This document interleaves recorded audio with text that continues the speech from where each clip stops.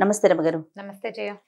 రమగారు, గతంలో మనం కొంచెం అమ్మవారి ప్రాశస్త్యం ఉన్న స్టోరీలు చెప్పుకున్నాం. ఒక స్టోరీ అయితే నాకు అసలు అది ఎవర్ గ్రీన్ స్టోరీ, మనకి అమ్మవారి గాజుల స్టోరీ అండి. ఇప్పటికీ అది చూస్తే అబ్బా ఎంత బాగుందో అనిపిస్తుంది. ఇప్పటికీ ఆ కథ ఫలానా అయింది అని నాకు వస్తూనే ఉన్నాయి మెసేజ్లు. 2 ఏళ్ళు అయిపోయింది. ఎన్ని పుస్తకాలు వచ్చినాయో. అవును, అలాంటి కథ మన మా బాస్ సుమన్ గారు కలిసినప్పుడల్లా ఏదైనా స్టోరీ విషయం వచ్చినప్పుడల్లా జయ రమగారితో ఇలాంటి స్టోరీస్ ఏమైనా ఉంటే ఇంకొంచెం చెప్పించింది జయ, అమ్మవారి స్టోరీలు చాలా బాగుంది చాలా బాగుంది అని చెప్తూ ఉంటారు ఆయన. చాలా మంది ఇష్టపడతారండి ఆ కథ. అలాంటివి ఏదన్నా ఇంకా ఏమన్నా ఉంటే మీ దగ్గర, మీ ఐడియాలో ఉంటే ఒకటి చెప్పండి. మరి అలాంటిది కాదు కానీ అమ్మవారికి సంబంధించిందే ఒక కథ చెప్తాం. మొన్న ఒకటి చెప్పుకున్నాం మనం, చెట్టులో అమ్మవారు ఉండటం. అవును, ఇది ఒకటి చెప్దాం. ఒక పల్లెటూరులో సుబ్బయ్య అని ఒక ఉప్పు వ్యాపారస్తుడు ఉండేవాడు. ఉప్పు అమ్మేవాడు అనమాట. ఉప్పు వ్యాపారం అంత పెద్ద ఖాస్ వ్యాపారం కాదు. పాత రోజుల్లో ఎంత ఉప్పు 10 పైసలు కానీ అర్ధనా కూడా ఉండేది. అయితే ఇంక పెద్ద వ్యాపారం ఏమీ లేదు. పొద్దున్నే పోయి అమ్ముకుని వచ్చి రాత్రికి ఆ మిగిలింది వచ్చింది దాంతో రోజు గడిచేది. కష్టంగానే గడిచేది. 3-4 పిల్లలు, అమ్మ నాన్న, 1-2 అన్నదమ్ములు అలా ఉండేది కుటుంబం. అయితే ఈయన ఏం చేసేవాడంటే వీళ్ళ ఊరు దాటి పక్క ఊళ్ళు వెళ్ళాలి వ్యాపారానికి.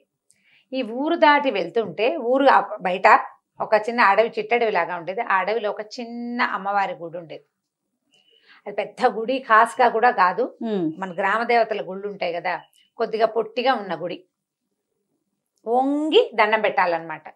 కూర్చుంటే అక్కడ కూర్చోవచ్చు కూడా, కాస్త కొద్దిపాటి నీడ కూడా ఉంటుంది. రోజు ఆవిడకి దండం పెట్టేవాడు, వ్యాపారం బాగా జరిపించమ్మా అని. ఎప్పుడైనా వాన బంగుడు వస్తే ఆ గూడు దగ్గరే వంగి కాసేపు కూర్చునేవాడు. కూర్చున్నప్పుడు అనుకునేవాడు, నేను బతికి బాగుంటే, బాగా సంపాదిస్తే గుడి కడతానమ్మా నీకు అని చెప్పుకునేవాడు. వెళ్తూ దండం పెట్టేవాడు, వస్తూ దండం పెట్టుకునేవాడు.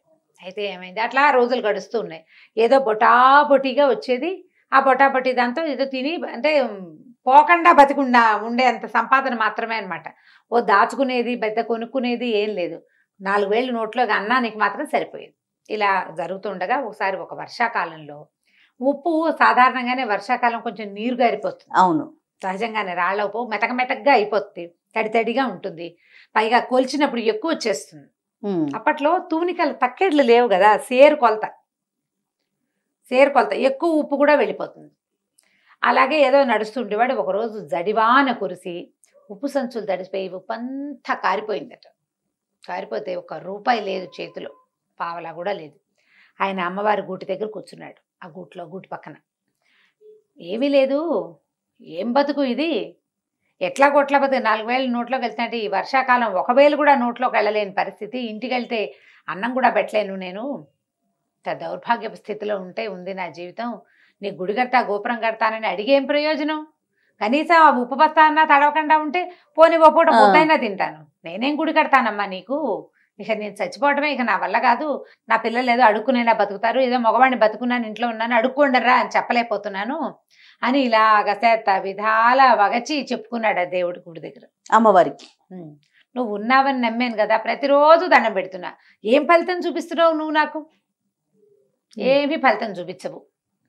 ఇవాళ ఇది కూడా తెలిసిపోయింది. 4 రోజుల అన్నానికి ఆసరా అయిన ఉప్పు అంతా తడిసిపోయింది. ఇక ఎందుకు పనికిరాదు, వానాకాలం అది ఎండదు ఆరదు అని ఇలాగా పోసుకుని, ఏముంది ఈ చెట్టుకి, ఏదో ఒక చెట్టుకి ఊరేసుకుని చచ్చిపోతాను అంతే నేను అనుకున్నాడు.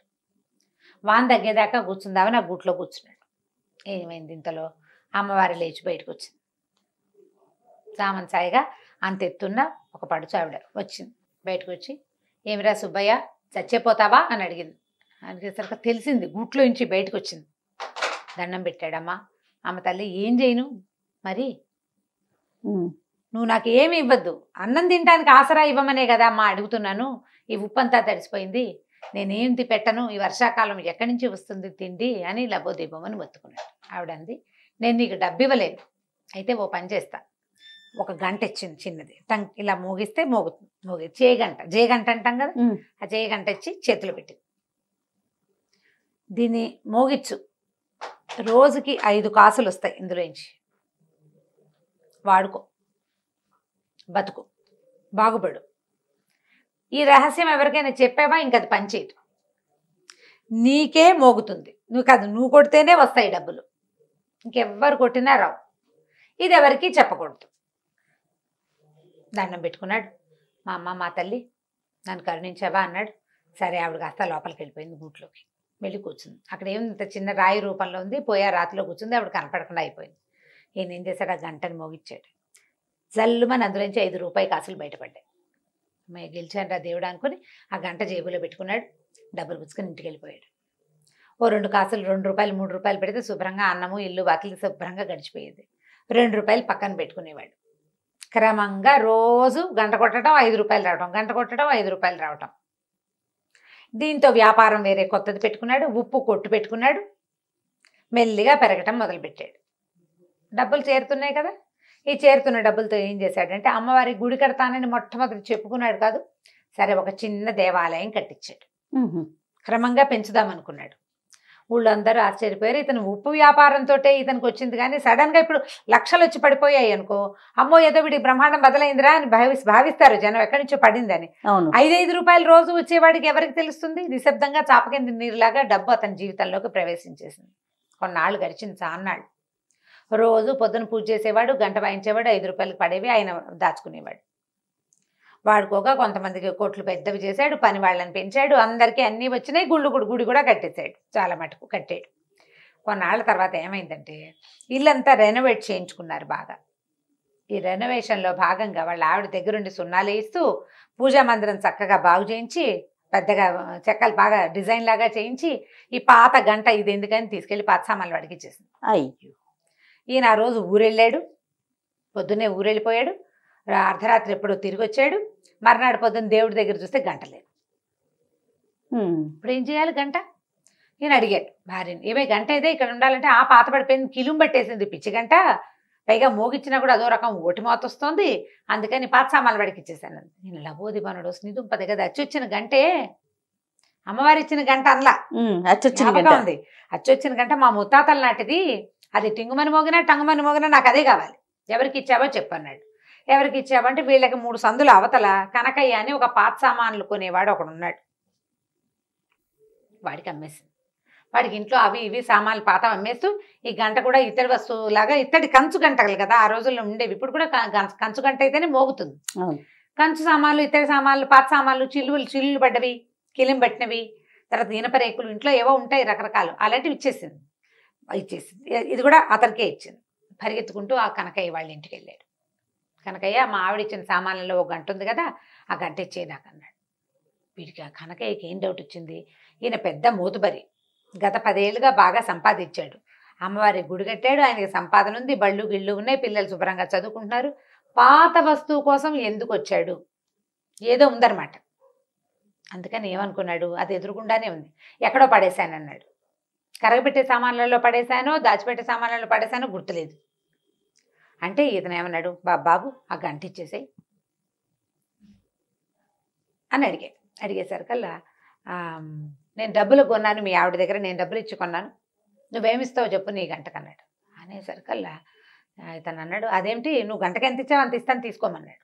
ఒప్పుకోలే, ఏదో ఉంది ఆ గంటలో విశేషం, అదేమిటో చెప్పు ముందు నాకన్నాడు. అనేసరికల్లా ఇతను అన్నాడు, కాదయ్యా ఆ గంటలో ఒక ప్రత్యేకమైన అర ఉంది, కొంత డబ్బులు దాచిపెట్టుకున్నాను, అందులో ఒక మహిమ గల గంట అది చెప్పాడు. అమ్మవారి సంగతి చెప్పలా, అమ్మవారి సంగతి చెప్పలా, నేను డబ్బులు దాచిపెట్టుకున్నాను, మహిమగల గంట వస్తువు ఎప్పుడైనా అత్యవసరానికి తీసుకోవడానికి దాచుకున్నా, నాది నాకు ఇచ్చేయమన్నాడు. ఇంకా నయం, గంటలో డబ్బులు పెడతారా ఎవరైనా అన్నాడు కనకయ్య. గంట అంటే ఏముంటుంది, ఇట్లా ఇలా ఉంటుంది, పైన పీడు ఉంటుంది, లోపల వేళ్లాడే ఒక లోలకం లాంటిది ఉంటుంది, ఇలా అంటే మోగుతుంది. అందులో రహస్య పర్లు ఎలా ఉంటాయి చెప్పు, పైగా నేను తెచ్చేటప్పుడు చూసి అందులో ఏం లేదు, అబద్ధం చెప్తున్నావు అన్నాడు. కాదు నిజమే చెప్తున్నాను, నా మాట అబద్ధం అని తెలితే 1000 వరహాలు ఇస్తాను, నేను ఆ గంటలో ఇచ్చి డబ్బులు తీయలేకపోతే 1000 వరహాలు ఇస్తా, నువ్వేమిస్తావో చెప్పన్నాడు ఈయన సుబ్బయ్య గారు. ఈతను ఏమన్నాడు, నేను 1000 వరహాలు ఇస్తా, ఆ గంటలో ఏం లేదన్నాడు. రేపొద్దున చూపిస్తానన్నాడు. సరే ఈయన ఏమనుకున్నాడు, సరేలే వాడేం చేయలేడు దాన్ని, ఈయన ఇంటికి వెళ్ళిపోయాడు. మర్నాడు పొద్దున జనాలందరినీ పిలుచుకుని ఆయన వచ్చాడనమాట. ఈ లోపల ఈ రాత్రి కనకయ్య సాయంకాలం నుంచి మొదలుపెట్టి వాళ్ళ తమ్ముడిని పిలిచాడు, బావమరిదని పిలిచాడు, ఆ గంటను తిరిగేశారు, మరగేశారు, నేలకేసి కొట్టారు, విసిరారు, ఎక్కడి నుంచి ఏమీ బయటికి రాలే. దాంట్లో ఒక అర ఉండేందుకు ఏ అవకాశము లేదు. ఎక్కడ పెట్టాడో తెలీదు. ఏమైనా రహస్యపు మీటల మీద బాగా తోమేరు మెరిసేలాగా, చింతపండు ఉప్పు పెట్టి తోమేరు, నిమ్మకాయ డిప్పేసి తోమేరు, ధగధగాయమానగా బంగారపు గంటలే మెరుస్తోంది. అందులోంచి ఏమీ బయటికి రాదు. సరే ఏమనుకున్నాడు, ఇందులోంచి ఏమీ రాలేదు కాబట్టి అతను కూడా తీయలేడు, తీయిస్తాడు, తీయకేం చేస్తాడు, చూద్దాం అనుకున్నాడు. మర్నాడు పొద్దున వారావీర ఇతని చుట్టుపక్కల వాళ్ళు నలుగురు చేరారు, ఆయన ఓ నలుగురిని తెచ్చాడు. గంట అందరి మధ్యలో ఆ గంట ఆయనకి ఇచ్చేయాలి. ఇచ్చేసరికల్లా సరే ఇందులో ఏమీ లేదు, నేను తిరిగేశాను మరగేశాను, ఇందులో ఏం లేదు, నువ్వు అబద్ధం చెప్పావు, 1000 అక్కడ పెట్టి గంట తీసుకోమన్నాడు. 1000 రూపాయలు ఇస్తానన్నాడు కదా. అయితే సుబ్బయ్య గారు అన్నాడు, ముందు గంట నా చేతిలో పెట్టు, డబ్బులు నేను తీసి చూపిస్తాను నీకు ఇందులో. సరే ఇచ్చాడు. ఇచ్చేసరికల్లా ఈయన ఏం చేశాడు, ఆ గంటను దండం పెట్టుకుని అలాగా మోగిచ్చి ఆ గంటల నుంచి 5 రూపాయల బిళ్ళలు అతని చేతిలో పెట్టాను. ఇదిగో నేను దాచిపెట్టాను, ఇదిగో అని చూపించాను. జనాలంతా ఆశ్చర్యపోయారు, ఎలా దాచావు అని. ఇప్పుడు నా పూర్వీకుల గంట కదా, ముత్తాతల నుంచి మా ఇంట్లో ఉంది, నేను దాని ఆసరాతోటే బతికాను,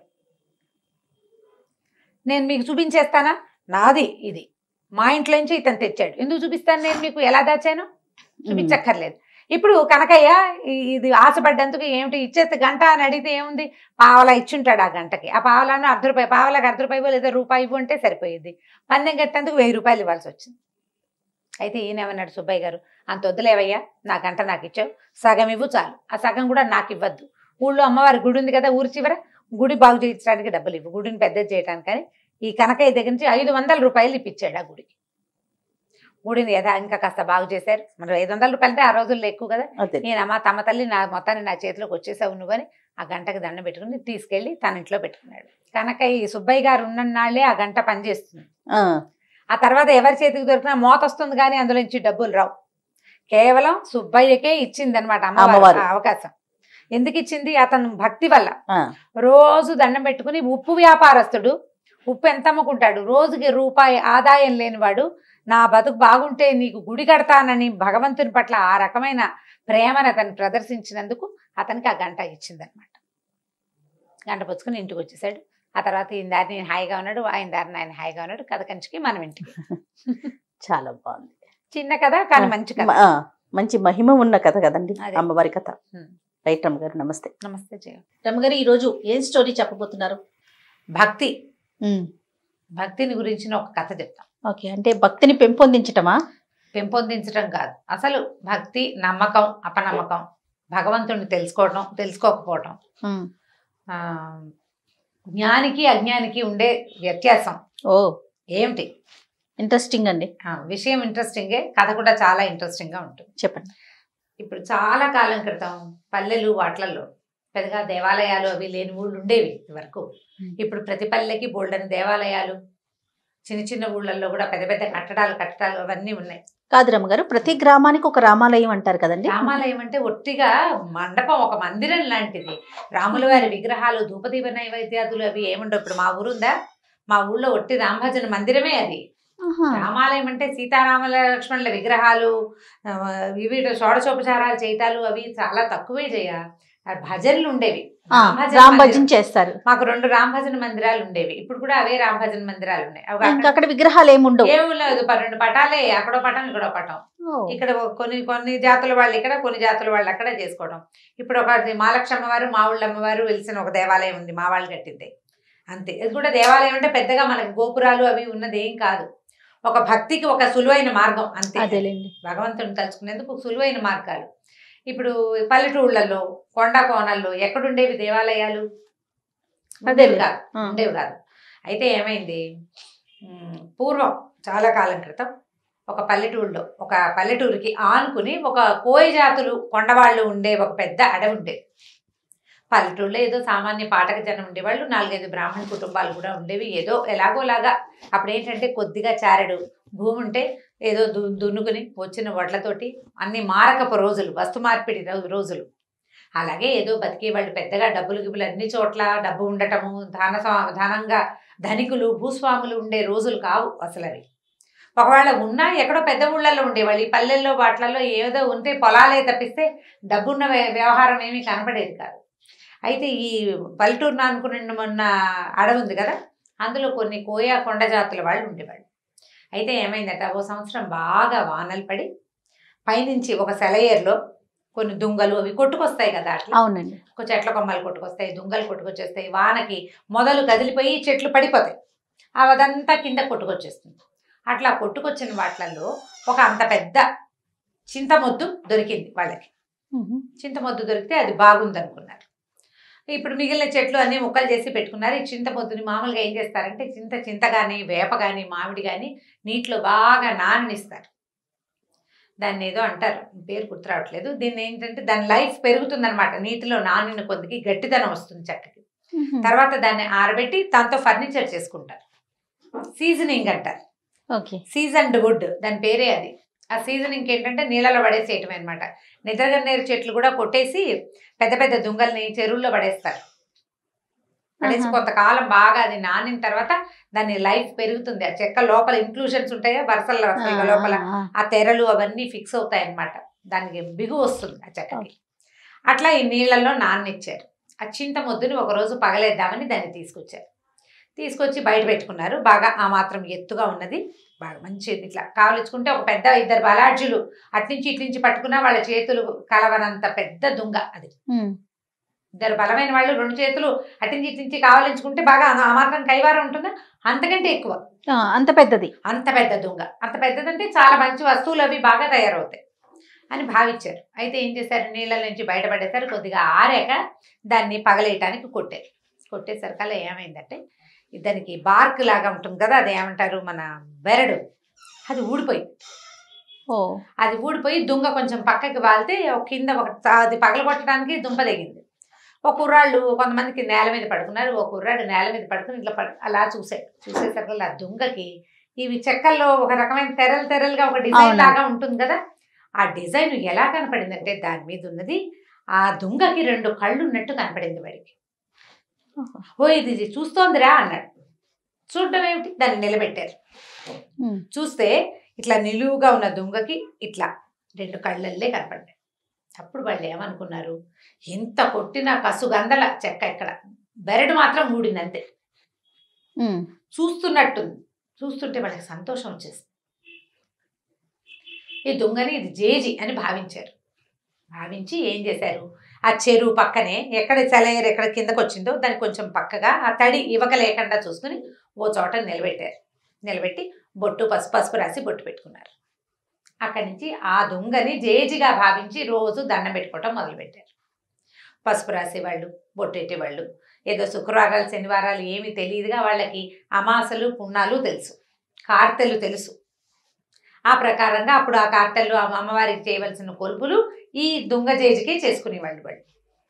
అయితే ఒకనాడు ఈ పక్కన పల్లెటూళ్ళలో బ్రాహ్మణ కుటుంబాలు ఉన్నాయి కదా, ఈ పల్లె నుంచి ఒక ఆయన అటు దారేపోతూ చూసి ఇట్లా నిలబడి ఉన్న అమ్మవారిలో ఒక శక్తి ఆయన ఆకర్షించింది. ఆ నేత్రాలు కూడా చూస్తున్నట్టుగా కనపడ్డాయి. వీళ్ళు పైగా చక్కగా పసుపు రాసి బొట్టు అది పెట్టేసరికి పైన బొట్టు కింద నేత్రాలతోటి చాలా ఆకర్షణీయంగా కనపడింది. ఆయన ఏమనుకున్నాడంటే ఏదో శక్తి వెలిసింది ఇక్కడని రోజు దీపం పెట్టేవాడు. ఏం పెద్ద విశేషం ఏం లేదు, వచ్చి దీపారాధన చేసేవాడు. ఏదో పండో ఫలమో పంచదారో పట్టుకొచ్చి పెట్టేవాడు. ఈ పల్లె వాళ్ళు ఉన్నారుగా కొండవాళ్ళు, వాళ్ళు కూడా ఏదో పెట్టేవాళ్ళు తెచ్చి. అక్కడి నుంచి కొలుపులు అంటే వాళ్ళు ఏవో బలేసేవాళ్ళు, ఆ బలులు వేస్తుండేవారు. ఏం చేశారు, క్రమంగా 4 నిట్టాళ్ళు పాతి చుట్టూతా ఒక దడిలాగా కట్టారు. వానకి అది తడిసిపోకుండా, ఎండ క్రమంగా దుంగ కదా పాడవుతుందని భావించి ఓ చిన్న తాటాకు పందిరి, దాని కింద ఈ జేజి. సంవత్సరాలు గడిచినాయి.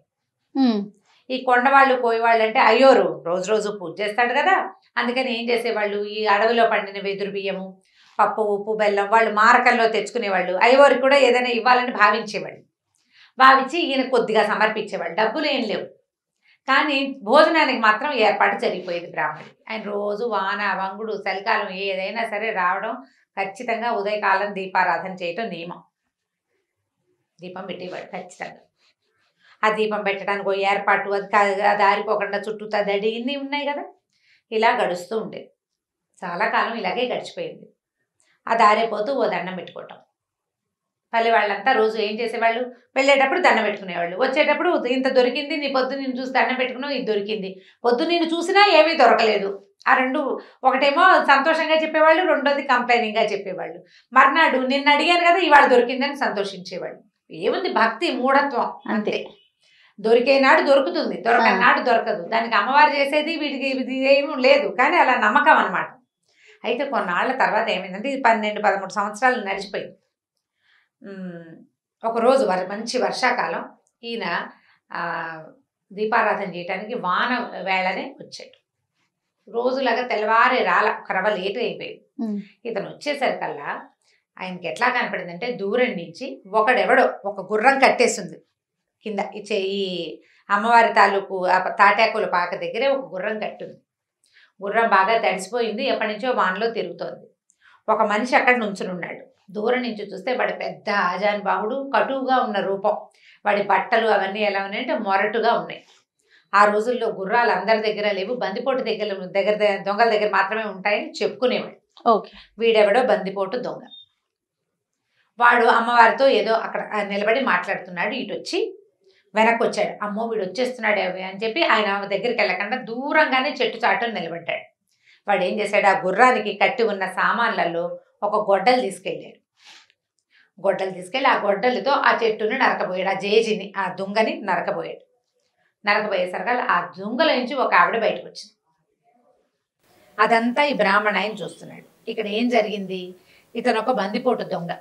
4-5 రోజులుగా దారులు కాచి సంపాదించడానికి ప్రయత్నం చేస్తున్నాడు. ఏ అవకాశము అతనికి కుదరలేదు.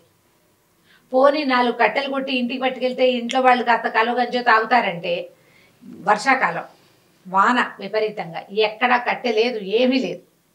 ఇంట్లో ముసలి తల్లి ఉంది, కడుపుతో ఉన్న భార్య ఉంది, 1-2-3 చిన్నపిల్లలు ఉన్నారు. వాడికి ఆహారం అవసరం ఇంటికి. దొంగే వాడు ఇదంతా చూసి ఎక్కడ అడవిలో దొరక్క తిరిగి వెళ్ళిపోతూ ఈ దుంగను చూశాడు. ఈ కట్టడంలో ఉండి ఏమి తడి అంటూ అంటకుండా ఉన్నది. దీన్ని పగలేసి సగమైన గుర్రం మీద మోసుకెళ్ళిపోతే ఓ సంచి తెచ్చుకున్నాడు. గోన్ సంచి కూడా ఉంది వాడి దగ్గర. తడవకుండా పట్టుకెళ్ళిపోతే పట్నం పట్టుకెళ్ళి అమ్మేసుకోవచ్చు. ఇంట్లో వాళ్ళకి 4 నూకలు వస్తాయి, కాస్త 4 నూకలు కొనుక్కోవచ్చు. ఆ ఉద్దేశంతో అతను ఏం చేశాడు, ఇక్కడ ఏమి ఆ వస్తువు దొరికింది ఏమీ లేదు. పూజ జరుగుతోందని తెలిసింది, కానీ పూజ ఏమిటి దుంగకి? తను చేయడు ఆ పూజ, జస్ట్ చూశాడు అంతే. గొడ్డలు తీసుకొచ్చి నరకబోయాడు. నరకపోతే అందులోంచి అమ్మవారు లేచి బయటకు వచ్చింది. వీడికి కనపడుతోంది. బ్రాహ్మణ ఆయన నిమిత్తలు ఉంచున్నాడు కదా పెద్ద మనిషి. ఈయనకి ఎలా కనపడింది, ఒక చామన్ ఛాయిగా ఎత్తుగా పెద్ద బొట్టు పెట్టుకుని, కొప్పు వెనకాల పువ్వులు అవి ఉన్నాయి, ఏదో ఒక నేర్చీర కట్టుకున్న ఒక నడి వయసు పాటక స్త్రీలాగా కనిపిస్తోంది. కానీ ఖచ్చితంగా దుంగలోంచే వచ్చింది. అప్పుడు ఆవిడ ఏం చేసింది, ఏరా నాయన ఇట్లా కొట్టేస్తున్నావు, నేను ఎప్పటి నుంచో ఈ దుంగలో ఉన్నాను, ఈ పాటకు జనం అంతా దండం పెట్టుకుంటారా నన్ను, నువ్వు దుంగను కొట్టద్దు నువ్వు అన్నది. అనేసరికల్లా ఆ దొంగ అన్నాడు, నేనేం చేయను, నాకు ఎక్కడ ఏమీ దొరకలేదమ్మా, ఏదైనా 1 రూపాయి దొరికినా నిన్ను వదిలిపెట్టి వెళ్ళిపోయేవాడిని, పగలేసి తీసుకెళ్ళాను అనుకో 10 రూపాయలు దొరుకుతాయి, నేను అందుకే కొట్టబోయాను అన్నాడు. అనేసరికల్లా ఆవిడేమంది, డబ్బులే కదా నేను ఇస్తానని ఆవిడ ఏం చేసింది, ఇంత మూట ఎత్తి వాడి చేతిలో పెట్టింది. గల్లుమంటోంది మూట. దూరం నుంచి మనకి డబ్బుల కట్టలు అవి ఇవ్వడం తెలిసిపోతుంది కదా. ఈ డబ్బు గల్లుమనటం, ఒక డబ్బుల మూట, చిన్న మూటలు ఉంటాయి డబ్బులు. ఆ రోజుల్లో ఏం చేసేవాళ్ళు, సంచుల్లో వేసి నాణేలు కదా. తెలిసింది అతనికి, బ్రాహ్మడికి అర్థమైంది. ఆ మూట ఎత్తి వాడి చేతిలో పెట్టింది. వాడు వీడికి వంగి వీడి కాళ్ళకి దండం పెట్టి వెళ్ళిపోయాడు. అవురా 12-13 సంవత్సరాల నుంచి అర్చన చేస్తుంటే 10 పైసలు ఇవ్వలేదే నాకు, వీడెవడో గొడ్డలెత్తితే ఇచ్చేసింది. ఇదనమాట మార్గం. ఇదే కదా మార్గం. సరే ఏం చేశాడు, ఆ దీపారాధన పక్కన పెట్టి ముందు ఇంటికి వెళ్ళిపోయాడు. మళ్ళీ ఊళ్ళోకి వెళ్ళి గొడ్డలు పుచ్చుకొచ్చాడు. గొడ్డలు పట్టుకొచ్చాడు. సరే దీపాన్ని సామాన్లు కూడా పట్టుకెళ్ళి అన్నీ అక్కడ పెట్టి గొడ్డలు ఎత్తాడు కొట్టడానికి. ఎత్తటమేమిటి, గంటలు గణ గణ గణ గణ మోగిపోయింది. 1 గంట ఉంది అక్కడ. 1 గంట ఎన్ని గంటలు గానో మోగింది. పెద్ద వెలుగు వచ్చింది ఒకేసారి. పిడుగు పడితే మెరుపు వస్తే ఎలా వస్తుంది, ఆ మెరుపు మనకు కంటి ముందే మెరిస్తే కళ్ళు చీకట్లు గమ్మిపోవు మనకి. పెద్ద మెరుపుల్లే వచ్చింది. ఈ దెబ్బ అసలు ఇట్లా దానికి తగలకుండా, ఇంకా తగల్లా గట్టిగా తగలక ముందే పెద్ద మెరుపు, గంట మోగిపోయింది విపరీతంగా. కళ్ళు కాసపోయినాయి బ్రాహ్మణాయనకి. అమ్మో నా కళ్ళు కనపట్ల, మెరుపు కళ్ళు మిరుమిట్లు కొలిపోయి ఇవి గొడ్డలి పడిపోయింది. కళ్ళు మూసుకుని కింద కోలిపడిపోయాడు. అక్కడి నుంచి లోపల నుంచి అమ్మవారు లేచి బయటకు వచ్చేసరికల్లా ఏం బ్రాహ్మణైనా అదేమిటమ్మా నన్ను గుడివాడిని చేసేసావు నువ్వు, ఇందాకటి వాడు కొట్టినప్పుడు వాడికి కొడుతుంటే వాడికి డబ్బు ఇచ్చేవి, ఇన్నేళ్ల నుంచి నిన్ను సేవిస్తున్నాను, నాకు ₹1 ఇవ్వాల, పైగా కొడితే డబ్బు ఇస్తావని నిన్ను కొట్టబోయాను నేను, వాడికి డబ్బు ఇచ్చి నా కళ్ళు పోగొడతావా నువ్వు, నీకు భక్తుడిని కదా, 12-13 ఏళ్ళ నుంచి నిన్ను సేవిస్తున్నాను ఇన్ని సంవత్సరాలుగా అనేసరికల్లా ఆవిడేమందంటే, నిజం, నువ్వు నా భక్తుడివి, వాడు నా భక్తుడు కాదు, వాడికి నేను ఉన్నట్టే తెలీదు, నన్ను అమ్మవారిగా భావించి కొట్టలే, వాడు దొంగగా భావించి కొట్టాడు, వాడు అజ్ఞాని, ఇందులో దేవుడు లేడని వాడు అనుకున్నాడు, నీకు తెలుసు నేను ఇందులో ఉన్నానని, నీకు తెలుసు కదా, తెలిసి నువ్వు నన్ను కొట్టబోయావు, భగవంతుడని తెలిసి శక్తి అని తెలిసి కొట్టబోయిన వాడికి కళ్ళు పోవాలా ప్రాణం పోవాలా, వాడు అజ్ఞానంతో చేశాడు, వాడికి తెలియదు, అసలు నేనెవరో తెలియదు వాడికి, నువ్వు 12-13 సంవత్సరాల నుంచి నేను ఇక్కడ ఉన్నానని నమ్మావు, నాకు రోజు దీపం పెట్టావు, నువ్వు పెట్టిన దీపపు వెలుగులోనే ఈ ఊరి జనమంతా నన్ను చూసి దండం పెట్టారు, ఒక్కరోజు కూడా అన్నానికి వెతుక్కున్నావా నువ్వు, ప్రతిరోజు నీ అన్నం ఏర్పాటు చేశాను నేను, నువ్వు నాకు దీపం పెట్టినందుకు ప్రతిగా నీకు భోజనం ఏర్పాటయ్యింది, అది నేనే చేశానని మరి నేను కాకపోతే ఎవడు చేశాడు, వాళ్ళు నీకు తెచ్చిచ్చారు, నాకు నువ్వు దీపం పెట్టావు కాబట్టి వాళ్ళు నీకు ఇచ్చారు, మీ ఇంట్లో నువ్వు పెట్టుకుంటే తెచ్చియ్యరు కదా, ఇప్పుడు వాడు అజ్ఞానంతో కొట్టాడు, వాడికి నేను వద్దన్నా కొడతాడు, నేను వాడిని ఏం చేయలేను, ఎందుకంటే వాడు నన్ను నమ్మడు, అసలు నేను తెలియదు వాడికి, నీకు తెలుసు, తెలిసి నువ్వు చేయొచ్చా ఈ పని, తెలియని వాడు ఏ తప్పు చేసినా ఓకే, తెలిసిన వాడు చెయ్యొచ్చా, ఇది తప్పని నీకు తెలుసు, చెయ్యకూడదు కదా, అందుకే నీ కళ్ళు పోయినాయి, ఇప్పుడు చెప్పు, 100 నాణేలు వాడికి ఇచ్చాను, నీకు కావాలంటే ఇస్తా, మళ్ళీ 100 నాణేలు వాడికి ఇచ్చాను, నీకు కావాలంటే ఇస్తా, కళ్ళు కావాలా 100 నాణేలు కావాలా తేల్చుకో, నేను కావాలా నీకు 100 నాణేలు కావాలా, ఇప్పుడు సమాధానం ఏది, బ్రాహ్మణుడు నిర్ఘాంతపోయాడు, కాదు డబ్బుకు ఆశపడ్డాను నేను, ధనదేవత నన్ను అట్లా పిలిచింది, ఇన్నాళ్ళు నువ్వు నాకు అన్నం పెడుతున్నావన్న జ్ఞాపకం నాకు లేదు, నీ వల్లే నేను ఉంటున్నాను, నువ్వు నన్ను ఉండనిచ్చావు కాబట్టి ఉన్నాను ఇన్ని సంవత్సరాలు, నేను ప్రతిరోజు దీపం నేను పెట్టట్లేదు, నన్ను నువ్వు పెట్టనిచ్చావు, గుర్తించాడు, మనకు అవకాశం ఇస్తాడమ్మా భగవంతుడు, నేను చేస్తున్నానని అనుకుంటే ఎట్లా, ఈ పని చేసేందుకు నాకు అవకాశం భగవంతుడు ఇచ్చాడు, ఆయన ఇవ్వదలుచుకోలేదు, శక్తి మన ఈ పని చెయ్యనివ్వలేదు అంటే చెయ్యనివ్వదు, అంతే, ఇంకా చెయ్యనివ్వదలుచుకోకపోతే ఇక చెయ్యదు, ఏం లేదు, సున్నా, మనం ఇదంతా నీ ప్రతిభ ఎట్లా అవుతుంది, నీ కాలు చెయ్యి కదులుతున్నాయంటే నీ వల్ల, అది కాదే, నీ వల్ల కాదు, ఎవ్వడి వల్ల కాదు, నీ లోపల అంతర్జ్యోతి ఒకటి వెలుగుతున్నంత సేపే నువ్వు చేయగలుగుతావు, ఆ జ్యోతి కొడిగట్టిన మసిబారిన నీ వల్ల కాదు, దాన్ని అలా వెలిగించి ఉంచేదే భగవత్ శక్తి, అది ఒప్పుకుంటేనే నీ కాళ్ళు చేతులు అన్ని సమస్తము వదులుతాయి, నువ్వు చేస్తావు క్రియ, ఏదో విజయం సాధిస్తావు, భగవంతుడు ఒప్పుకొని శక్తి ఒప్పుకోనప్పుడు ఇంకా నువ్వు చేసేదేం లేదు, అవును, దాంతో ఆవిడ కాళ్ళు పట్టుకున్నాడు, నన్ను రక్షించు, నాకు బుద్ధి వచ్చింది, నేను జ్ఞానిగా ఉన్న అజ్ఞానిని, భగవంతుడు ఉన్నాడని తెలిసినా తెలుసుకోలేని అజ్ఞానిని నేను, నన్ను కరుణించమంటే ఆవిడకి కళ్ళు వచ్చేసినాయి బ్రాహ్మడికి, కానీ ఆ అమ్మవారు అతనికి కనపడలా, బతిమలాడుకున్నాడు, కనిపించమని, నాకు ఒక్కసారి కనపడు, దూరం నుంచి చూశాను నిన్ను దగ్గర నుంచి చూసే అవకాశం నాకు ఇవ్వు, ససేమిరకు మూవ్ అనలేదు, జీవితంలో అతను ఆ శక్తిని చూడలేడు, ఇప్పుడు అసలు అమ్మవారు ఒక శక్తి అని ఈ చెక్కలో ఉందని వాళ్ళు పూజిస్తున్నారని తెలియని అజ్ఞాని, ఒక దారులు కాచే దొంగవాడికి సాధారణంగా మనిషి రూపంలో ప్రత్యక్షమయ్యి వాడితో మాట్లాడి వాడిని నెమ్మదిపరిచి వాడికి కావాల్సిన డబ్బులు ఇచ్చి ఈ పని చేయబోక అని చెప్పి పంపించేసింది, ఇన్ని సంవత్సరాలుగా పూజ చేస్తున్న వాడికి ఎప్పటికీ వాడికి అవకాశం కనిపించదు, ఆ మనిషికి అవకాశం లేదా, బ్రాహ్మడికి ఆ అవకాశం ఇవ్వకుండానే అమ్మవారు లోపలికి వెళ్ళిపోయి, ఆ తర్వాత ఎప్పుడూ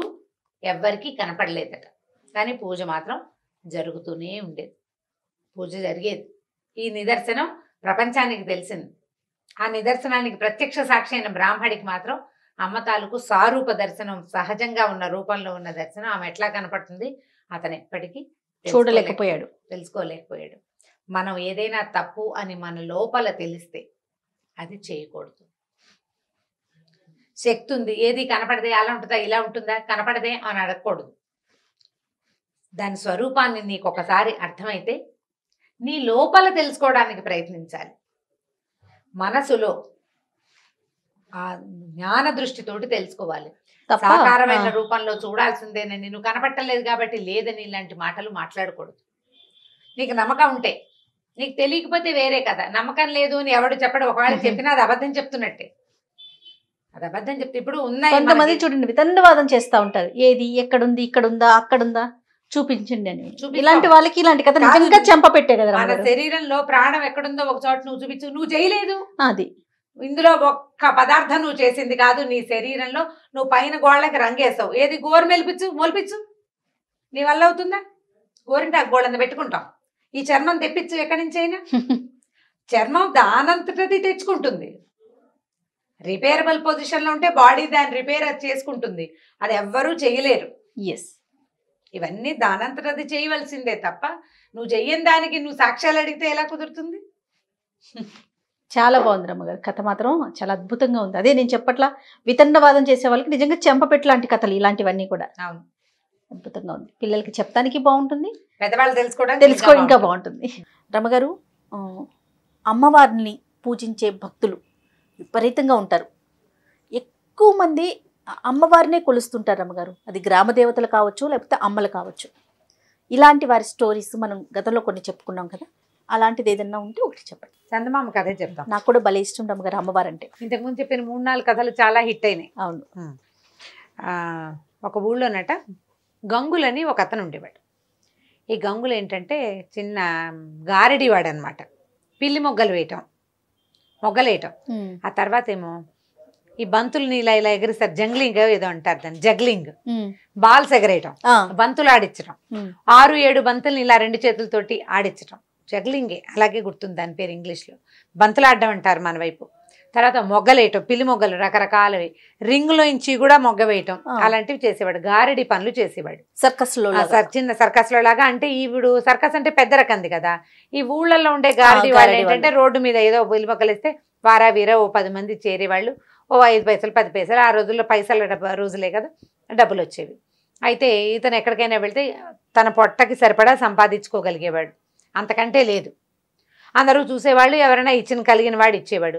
లేదా ఊర్లో ఇంచి పోతుంటే ఏ మున్సబ్ గారో ఎవరైనా ఏరా ఏమిట్రా ఖాళీగా ఉన్నామంటే 2 మొగ్గలేసి 4 బంతులు ఆడిచి, లేదా జాంపళ్ళు ఏమైనా కనిపిస్తే 4-5 పళ్ళని ఎగరేసి వాళ్ళకి కాస్త సరదా పుట్టిస్తే ఆ పూట అన్నం పెట్టేవాళ్ళు. ఏదో ఒడ్లు పోయిండ్రా వీడికి గంగులకి కాసిన మినువులు ఇవ్వండిరా అంటే ఆ 4 వస్తువులు తెచ్చుకునేవాడు. అట్లా 3-4 ఊళ్ళని ఆశ్రయించుకుని తిరుగుతూ ఉండేవాడట. ఈ గంగులు ఉన్న మా సొంత ఊర్లో ఒక అమ్మవారి దేవాలయం ఉండేది. అయితే ఏమైందట, ఈ వయసు రీత్యా అతను యంగ్గా ఉన్నప్పుడు ఆ ఊరు ఈ ఊరు 4-5 ఊళ్ళు తిరిగేవాడు, ఏదో 10 రూపాయలు తెచ్చుకునేవాడు. వివాహం కాల, అవివాహితుడు అతను ఒక్కడే ఉండేవాడు. క్రమంగా పెద్దవాడు అయ్యే కొందికి మనుషులు నునుపు తగ్గిపోతుంది కదా. ఇతను మొగ్గలేసినా పెద్దగా చూసేవాళ్ళు కాదు జనం. ఈ జగ్లింగ్ చూసేవాళ్ళు 5 పైసలు 10 పైసలు కిట్టేది, ఎక్కువ దొరికేది కాదు. ఊరికే అంటే దాచుకునేందుకు 10 రూపాయలు దొరికేది కాదు, కానీ అన్నం మాత్రమే దొరికేది.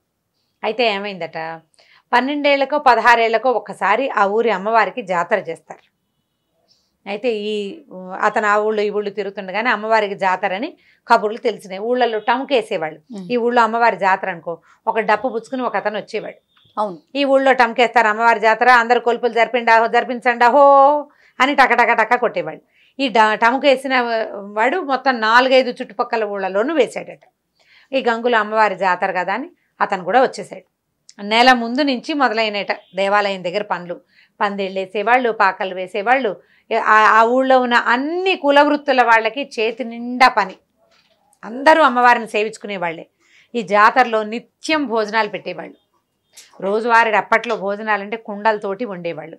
కట్టెలు కొట్టుకొచ్చేవాడు, పొయ్యి అలికేవాడు, వాకిళ్లలో నీళ్లు చల్లేవాళ్ళు, ముగ్గులు వేసేవాళ్ళు, కుండలు చేసేవాళ్ళు, ఫ్రెష్ కుండలు ఎప్పటికప్పుడు వంటకి. ఇక తాటాకులు, తాటికమ్మలు, అన్ని పనుల వాళ్ళకి పనులు. ఈ గంగులు అనుకున్నాడు, నాకు ఏ పని లేదు, నేనేం చేస్తాను అమ్మవారికి సేవ, నాకు ఏ కుల వృత్తి రాదు, ప్రతివాడికి ఏదో ఒక పని ఉంటుంది. ఇక విపరీతంగా జరిగిన ఉత్సవాలు, రోజు ఉత్సవంలో అన్నం పెట్టేవాళ్ళు, తినేవాడు, వెళ్ళి అమ్మవారిని దర్శనం చేసేవాడు, అందరూ చేస్తున్న పనులు ఏదైనా కుదిరితే చేతి సాయం చేసేవాడు. ఎవరైనా బస్తా ఎత్తున్నారనుకో ఇతను కూడా పోయి బస్తా ఎత్తేవాడు. ఎవరన్నా కుండలు దొంతుగా పెడతారనుకో 4-5 కుండలు చేత్తో పుచ్చుకుని తీసుకెళ్ళి పెట్టడం, అట్లా పనులు చేసేవాడు. కానీ తనే ఒక పెద్ద పనికి సహాయంగా చేయలేకపోయినందుకు ఎంతో దిగులు పడేవాడట. సరే గడిచినాయి రోజులు. అమ్మవారు జాతర 10 రోజులట. నెల రోజుల నుంచి పనులు మొదలైనవి. పనులు అవగానే జాతర మొదలైంది. 10 రోజులు జాతర జరిగింది. ఈ 10 రోజులు పగలు ఉపవాసం ఉండి రాత్రి భోజనం చేసేవాడట ఈ గంగులు. ప్రతి పగలు ఉపవాసమే. దీంట్లో పెట్టిన పందిట్లో అన్నం తినేవాడు కాదు, సాయంకాల పందిట్లో అన్నం తినేవాడు, అక్కడక్కడే తిరుగుతూ ఉండేవాడు. సరే ఏమైందట, 10వ రోజు అందరూ మొత్తం ఊళ్ళో నుంచి వచ్చిన జనాలంతా, ఇప్పుడు మన ఊళ్ళో జాతర అంటే మనం చుట్టాలను పిలుచుకుంటాం కదా, ఈ వచ్చిన చుట్టాలు వీళ్ళంతా ఆ రాత్రి దీపాలు పెట్టే వేళకి భోజనాలు చేసి ఎవరి దారిని వాళ్ళు వెళ్ళిపోతున్నారు బయటికి. గుడి దాదాపుగా ఖాళీ అయిపోయింది. గంగులు ఏం చేశాడు, గుళ్ళోకి వెళ్ళాడు. ఈ పురోహితుడు, ఈ దేవాలయం అర్చకుల్లో ఒక ఆయన అన్ని తలుపులు 11 గంటల వేళ తలుపులన్నీ వేసున్నాయో లేదో చూడడానికి వచ్చాడు. జనమంతా సద్దుమణిపోయారు. ముందు రోజు రాత్రి దాకా గుడి సందడిగానే ఉంది. జనాలు ఇక్కడ పడుకునేవాళ్ళు, సన్నాయి వాళ్ళు, వాచగాళ్ళు, మేళగాళ్ళు, బోళ్ళంతమంది సంగీతాలు పాడేవాళ్ళు అందరూ పడుకుంటున్నారు. ఇవాళ రాత్రికి ఎవ్వరూ లేరు. ఆ రాత్రి నిద్ర చేయకూడదు, 9వ నాటి రాత్రి నిద్ర చేయకూడదనో ఏదో నియమం. 10వ నాటి రాత్రి అందరు వెళ్ళిపోతున్నారు. ఈయన తలుపులు వేసున్నాయో లేదో చూద్దామని ఊరికే వచ్చాడు. ఇంటికి వెళ్ళిపోయిన వాడే. వచ్చేసరికల్లా అమ్మవారి సన్నిధి కొంచెం ఓరగా తెరిచిందట. తెరిచిందేసరికల్లా ఈయన ఎవరో తలుపు తీశారని లోపలికి చూస్తే లోపల అమ్మవారి సన్నిధిలో ఈ గంగులు పిల్లి మొగ్గలేస్తున్నాడు. బంతులు కత్తులు పక్కన పెట్టున్నాయి. 4 పిల్లి మొగ్గలేసి బంతులు ఎగరేస్తున్నాడు. బంతులు పక్కకు పెట్టి కత్తితోటి అతనికి కరవాల విద్య అంటే అది కూడా ఈ మన గారడి వాళ్ళు చేసే విద్య అనమాట. చేస్తుండేసరికి నేను తెల్లబోయి ఇదేమిటి వీడు రాత్రిపూట ఇట్లా చేస్తున్నాడని ఏం చేశాడు, తను ఒక్కడు వెళ్ళకుండా గబగబా వెనక్కి వెళ్ళి ధర్మకర్తని మిగిలిన అర్చకుల్ని పిలుచుకొచ్చాడు.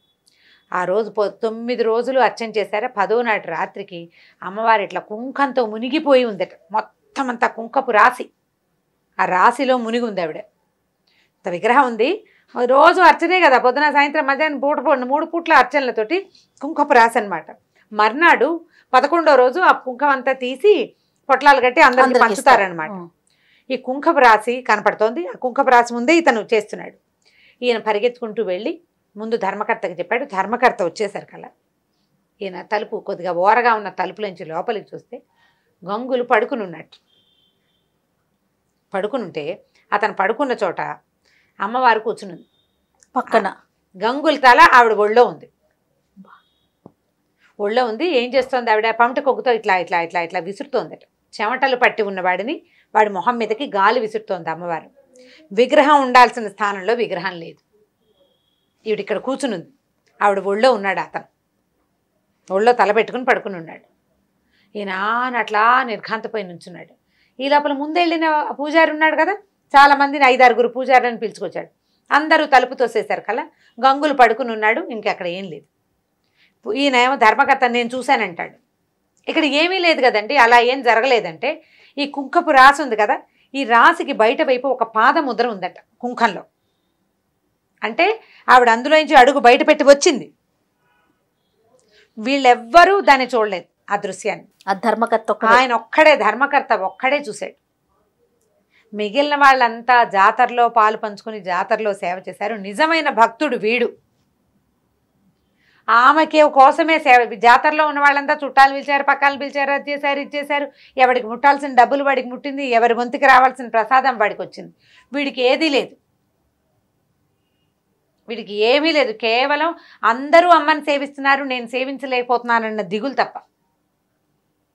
తనకు వచ్చిన విద్యని ఆవిడొక్కదానికే ప్రదర్శించాడు. ఈ 10 రోజుల్లో అతను ఎక్కడ తన గారడిని ప్రదర్శించి 10 పైసలు తీసుకోలే. ఆమె కోసమే చేశాడు. ఆ కుంకపు పాద ముద్రను చూసేసరికల్లా మిగిలిన వాళ్ళంతా నమ్మారట. ఈ కుప్పగా ఉన్న కుంకంలో పాదాల ముద్ర కనిపిస్తోంది. పాదం పొడుగుది కనపడుతోంది, స్త్రీ పాదం అని తెలుస్తోంది. దాంతో అందరూ నిద్రలేపారు. అతన్ని నిద్రలేపితే అమ్మవారిని సేవించుకోవడానికి వచ్చానని చెప్పాడు. బయటికి పంపించేశారు. అందరు కలిసి అతన్ని తీసుకెళ్లారు. ఆ తర్వాత గంగుల్ని ఆ దేవాలయంలోనే ఉంచుకున్నారట. అతను దేవాలయ సేవకుల్లోనే ఉన్నాడు. నిజమైన భక్తి ఎవరిదంటే భగవంతుడి కోసమే ఎవరైతే నిస్వార్థంగా ఆయన భగవంతుడి కోసమే చేసే సేవ అని భావిస్తాడో వాడిది నిజమైన భక్తి. వాడి కోసం అమ్మ వాడు అలసిపోతే ఆదరించడానికి వస్తుంది, వాడికి ఆకలిస్తే అన్నం పెడుతుంది. మిగిలిన వాడు ప్రయత్నపూర్వకంగా సాధించాలి దాన్ని. నిజమైన భక్తుడికి ఏ ప్రయత్నం ఒక్కర్ల, భక్తే వాడి ప్రయత్నం, అంతే, అదే సాధనం, అదే ఇంకా ఏమీ లేదు, భక్తే వాడి సాధన. ఆ రకంగా ఈ భక్తుడైన గంగులు అక్కడే ఉండిపోయాడట. ఇంకా అతను ఎప్పుడూ బంతులు ఆడలేదు, ఏమీ చేయలేదు, కేవలం దేవాలయంలో ఆ పని ఈ పని చేస్తూ అక్కడే ఆవిడని సేవిస్తూ ఉండిపోయాడు. కథ కంచికి మనం ఇంటికి. చాలా అద్భుతంగా ఉంది రమగారు కథ. అంటే మీరు చెప్తున్నంతసేపు అలా కథలో లీనమైపోతున్నాం. చాలా బాగుంది. పిల్లలకి చెప్తాను కానీ మనకైనా ఒక భక్తిపూర్వక కథ కదా. రమగారు, మనము ప్రతి స్టోరీలో పిల్లలకి సంబంధించి ఒక నీతి కథ మాట్లాడుకుంటూ ఉంటాం. ప్రతి వీడియోలో కూడా మనం అది కంటిన్యూ చేస్తూ వస్తున్నాం. అయితే ఈరోజు నాకేమనిపించిందంటే, తల్లులకి ఏదైనా చెప్పదగ్గ స్టోరీ ఉంటే చెప్పిద్దాం మీతో అని అనిపించింది. కానీ మీరు ప్రతి దాంట్లో ప్రతి వీడియోలో కూడా మీరు చెప్తూనే ఉంటారు, ముందు తల్లులు నేర్చుకోవాలి, తల్లులు ఆచరించాలి, తర్వాత పిల్లలు ఫాలో అవుతారని. సరే, తల్లులకి కథ అంటే ఇది ఒక నా ఫేవరెట్ స్టోరీ. చాలా సంవత్సరాల క్రితం చదివాను నేను. బహుశా నా కాలేజ్ మొదలైన కాలంలో 30 ఏళ్ళైనా అయ్యిందని అనుకుంటున్నా. అంత పాత కథ. మామూలుగా నేను రైటర్స్ని గుర్తుపెట్టుకుంటా. ఏదైనా కథ చదివితే కథ రైటర్ ఎవరు చెప్తూ ఉంటారు కూడా మీరు. ప్రతిదానికి రైటర్ పేరు చెప్తాను. నేను చదువుతాను అంటే ఇప్పుడు ఒకరి కథలు నచ్చినాయి అనుకో, వారి కథలు వెతుక్కుని అవి చదవటం, అలా నాకు ముందు నుంచి అలవాటు ఉంది. మా దగ్గర లైబ్రరీ చాలా పెద్దది ఉంది, మా కాలేజీలో ఉంది. మా నాన్నగారికి బాగా పుస్తకాలు కొనే అలవాటు ఉంది. మా అన్నయ్య అంతే, పుస్తకాలు ఎక్కువ ఉండేవి మా ఇంట్లో. దానివల్లే నేను ఎక్కువ చదవటం వల్లే ఈ పని చేయగలుగుతున్నాను అనమాట. అయితే నేను చదివిన ఈ కథ తాలూకు రైటర్ ఎవరో ఆ రోజున నేను శ్రద్ధ పెట్టి తెలుసుకోవాలి. ఏదో పత్రికలో చదివినట్టే నాకు జ్ఞాపకం. బాగా చాలా బాగా మనసుకు హత్తుకుపోయి ఉందన్నమాట. ఆ కథ చదివిన మొదటి రోజున, అంటే మొదటిసారి చదివినప్పుడు ఎంత రోమాంచితంగా, ఎలా అత్యద్భుతంగా అనిపించిందో ఎన్నిసార్లు చెప్పుంటానో, 100 సార్లు చెప్పుంటా ఆ కథ నేను. ప్రతిసారి నాకు అదే ఫీల్ కలుగుతుంది. చాలా అత్యద్భుతమైన కథగా తోస్తుంది. నేను చాలా మందికి చెప్పినప్పుడు ఈ కథ రైటర్ ఎవరో తెలుసా, మీరు ఎక్కడైనా చదివారా అని అడుగుతూనే ఉన్నాను. నాకు దాని ఆన్సర్ రాలేదు. ఇవాళ ఇప్పుడు అంటే మనం ఈ ప్రోగ్రామ్ స్టార్ట్ చేసిన దగ్గర నుంచి ఏదో ఒక సందర్భంలో ఈ కథ చెప్పి దీని రైటర్ ఎవరు, వారెవరో తెలుసుకోవాలని కోరిక ఆడియన్స్లో ఎవరైనా, ఇప్పుడు మన 100 మంది చూస్తారు, వాళ్ళలో ఎవరో ఒకళ్ళు ఈ కథని ఫలానా వారు రాశారు ఆయన పేరు తెలిస్తే చాలా సంతోషిస్తాను నేను. చూడండి, మామ్ ప్రేక్షకులందరూ రమగారి కోసమైనా మీకు ఎవరికైనా ఆథర్ నేమ్ తెలిస్తే కనుక డెఫినెట్గా కామెంట్ రూపంలో తెలియజేయండి. అయితే ఈ వీరు రాసిన కథ అప్పుడు నేను చదివిన దానికి ఇప్పుడు నేను చాలా సంవత్సరాల నుంచి ఆ కథ అప్పుడప్పుడు రకరకాల సందర్భాల్లో చెప్తున్నాను. కొంత డీటెయిలింగ్లో చిన్న మార్పులు ఉండొచ్చు. కథను జనరల్గా మనం ఓన్ చేసుకుంటాం. మామూలుగా నేను చదివిన కథలు ఎలా చదివాను యథాతథంగా అలా మనం చెప్పం కదా, చిన్నప్పుడు మార్పులు వస్తాయి. ఫ్రేమ్ మాత్రం, అంటే స్టోరీ ఫ్రేమ్ మాత్రం అదే ఫ్రేమ్. అయితే ఇది ఒక 200 ఏళ్ల నాటి కథ అనుకుందాం, అలా అయ్యుండొచ్చు అనిపిస్తోంది. అంటే ఆ కథ చెప్పిన సందర్భం దీన్ని బట్టి. అప్పట్లోనట ఒక గాజుల వ్యాపారి ఉండేవాడు. ఓకే. ఈ గాజుల వ్యాపారం అంటే ఇప్పుడు మామూలుగా మనం షాప్కి వెళ్ళి కొనుక్కుంటున్నాం. ఒక 20-30 ఏళ్ళ నాడు, 10-15 ఏళ్ల నాడు, ఇప్పుడు కూడా మరి పల్లెటూళ్ళల్లో కనపడుతుందేమో, గాజులు మలారం అనేవాళ్ళు. మలారం దింపటం అనేది ఒక ప్రోగ్రాం కింద ఉండేదన్నమాట. ఈ గాజులు వాళ్ళు ఏం చేసేవాళ్ళు అంటే, ఒక పెద్ద మూటలో ఒక గాజుల పెట్టెలు పెట్టుకుని తీసుకొచ్చుకునేవారు. ఊళ్ళ వెంట తిరిగేవాళ్ళు. ఊళ్ళల్లో గాజులు వేయించుకోవటం అంటే ఇక్కడి నుంచి ఇక్కడ దాకా గాజులు దగ్గరగా వేసేవాళ్ళు. అంటే లూజ్గా ఉండే గాజులు తీసి పక్కన పెట్టే రకంవి కాదు, గాజులు ఉండాలి చేతి నిండా. అవి పూర్తిగా దాదాపుగా పోయినాక అప్పుడు మళ్ళీ కొత్త గాజులు ఎక్కించుకునేవాళ్ళు. ఎవరికి వాళ్ళు గాజులు వేసుకునే సిస్టమ్ పాతకాలంలో ఉండేది కాదు. ఇవి గాజులు అతను వీళ్ళ చేయి పట్టుకుని నొక్కి దగ్గరగా ఉండే గాజులు వేసేవాళ్ళు. పని పాటలు చేసుకునేవాళ్ళు కదా, వదులుగా అటు ఇటు కదులుతున్న గాజులు పగిలిపోతాయి త్వరగా. మట్టి గాజులు వేసుకోవటం అంటే, ఇప్పుడు దగ్గరగా గుత్తంగా ఉన్నాయనుకో, చేతి నిండా ఉన్న గాజులు ఏ పని చేసినా పగలవు, చిన్నగా సవడి చేస్తూ ఉంటాయి. గాజుల చేత్తో అన్నం పెట్టడం అనేది ఒక ఏమనాలంటే రకరకాల సేయింగ్స్లో గాజుల చేత్తో అన్నం పెట్టడం అనేది ఒక సేయింగ్. అయితే ఈ గాజుల వ్యాపారి ఉండేవాడు. ఈయన చాలా దేవీ భక్తుడు. ఓకే. అయితే ఆయన పేరేదో కానీ ఆయన దుర్గా అనేవాడు. ఎప్పుడు దుర్గా నేను రామ అంటుంటాను నేను, అలా ఆయన దుర్గా అనేవాడు. ఈ దుర్గా ఎట్లా అంటే, కనపడ్డ అమ్మాయి దుర్గే, గాజులు వేయించుకునే అమ్మ తల్లి దుర్గే, అందరూ దుర్గలే. అతను అలా దుర్గా అని ఎప్పుడు దుర్గని తలుచుకుంటుందంటే ఆయన దుర్గాదాస్ అనేవాళ్ళట. అయితే ఈ దుర్గాదాసు ఊళ్ళ వెంట తిరుగుతుండేవారు, గాజులు వేసేవాడు. అయితే ఒకసారట ఆయన ఒక ఊరు నుంచి రెండో ఊరికి వెళ్ళాలంటే అప్పుడు నడకదారులే కదా, అప్పుడు ఇలా ట్రాన్స్పోర్టేషన్ అవి ఉన్నవి కాదు. ఈ నడక దారిలో ఆయన వస్తూ ఉంటే ఒక చెరువు పక్క నుంచి వెళ్తున్నాడు. ఆ చెరువు గట్టున ఒక అమ్మాయి కనపడింది ఆయనకి. అమ్మాయి మరీ చిన్నపిల్ల కాదు, ఒక 25-30 సంవత్సరాల లోపల వయసు ఉంటుంది. అందంగా చక్కగా బాగుంది. ముక్కుకి ఒక ముక్కు పుడక, రెండో ముక్కుకి బేసరి. పాత రోజుల్లో అలా ఉండేవి కదా, 2 ముక్కు పుడకలు ఉండేవి. అక్కడి నుంచి సర్వాలంకారాలతోటి అమ్మాయి చక్కగా ముత్తైదు పెళ్ళైన అమ్మాయి కనపడింది. కనపడి పిలిచి గాజులేస్తావా అని అడిగింది. అయితే ఇంత నిర్జనంగా ఉంది ఈ అమ్మాయి ఇక్కడ ఎందుకుందంటే ఆ అమ్మాయి చేతిలో బిందు ఉంది, మంచినీళ్ళకి వచ్చిందని అనుకున్నాడు. ఓకే, నేను ఆ ఊరు వెళ్తున్నాను, నువ్వు ఆ ఊరు వెళ్ళిపోతున్నావు, నేను ఇంటికి వెళ్తాను, నువ్వు నాకు గాజులు వెయ్యి అని చెప్పి చెయ్యి అందించింది. అందించేసరికల్లా ఈయన ఏం చేశాడు, సరే ఒక చెట్టు కింద దింపాడు మల్లారం. పెద్దవాడు ఒక 50 ఏళ్ళు ఉండుంటాయి బహుశా. అమ్మాయి చెయ్యి అందిస్తే ఎర్రవి బాగున్నాయి, ఆకుపచ్చవి బాగున్నాయి, పసుపచ్చవి బాగున్నాయి అంటే 3 రంగుల గాజులు చేతుల నిండా వేశాడు. పిల్లని చూస్తే కలిగిన అమ్మాయి లాగానే కనపడుతుంది. ఈ అమ్మాయి దగ్గర డబ్బులు ఉండవని అతను ఎందుకు ఊహిస్తాడు? గాజులు వేయించుకుని ఏదో తృణమో పణమో, అప్పుడు పెద్ద ఖరీదులు కాదు, కాసు, అరకాసు, పావల, 10 రూపాయలు బేడలు కాణీలు ఉండే రోజులు, అణాలు అర్ధనాళ్ళు ఉండేవి. అయితే ఇవి వేసిన తర్వాత ఈ అమ్మాయి ఏం చెప్పిందంటే, నువ్వు ఈ ఊరు వెళ్తున్నావు కదా, ఫలానా శివాలయం ఉందా, శివాలయం పక్కన కర్ణంగారి ఇల్లు ఉందా, ఆ పక్క సందులోంచి కొంచెం లోపలికి వెళ్తే ఒక ఎత్తరుగుల ఇల్లుంది, ఆ ఇల్లు మాదే, మా నాన్నగారు ఉంటారు, ఈ గాజులకు డబ్బులు నువ్వు అక్కడ తీసుకో ఓకే అని చెప్పింది. చెప్పేసరికల్లా అదేమిటి నువ్వు డబ్బులు లేకుండా ఎందుకు వేయించుకున్నావని అదని అతను అనలా. ఎందుకంటే ఇది అతను పనే కానీ అది వ్యాపకంగా చేస్తున్నాడు కానీ వ్యాపారంగా చేయటం లేదు ఆయన. ఇలా స్త్రీ రూపంలో ఈ అమ్మాయిలకి గాజులు వేస్తూ అమ్మవారికి గాజులు వేసినంత సంతోషించేవాడు. అతనికి వచ్చిన కొంత సంపాదనే అతనికి చాలు, ఏదో ఇచ్చింది పుచ్చుకునేవాడు అంతే. సరే ఏమన్నాడు, ఈ అమ్మాయి బిందె పుచ్చుకుంది, ఇంకా నేను నీళ్ళు తెచ్చుకోవాలి, నువ్వు వెళ్ళిపోతున్నావు కదా, వెళ్ళి తీసుకోమంది. మా నాన్నగారి ఇంటికి వెళ్ళు, మా అత్తారిల్లు ఇది, మా నాన్నగారు ఊరు ఆ ఊరు, మా అత్తారు ఊరు ఈ ఊరు అని చెప్పింది.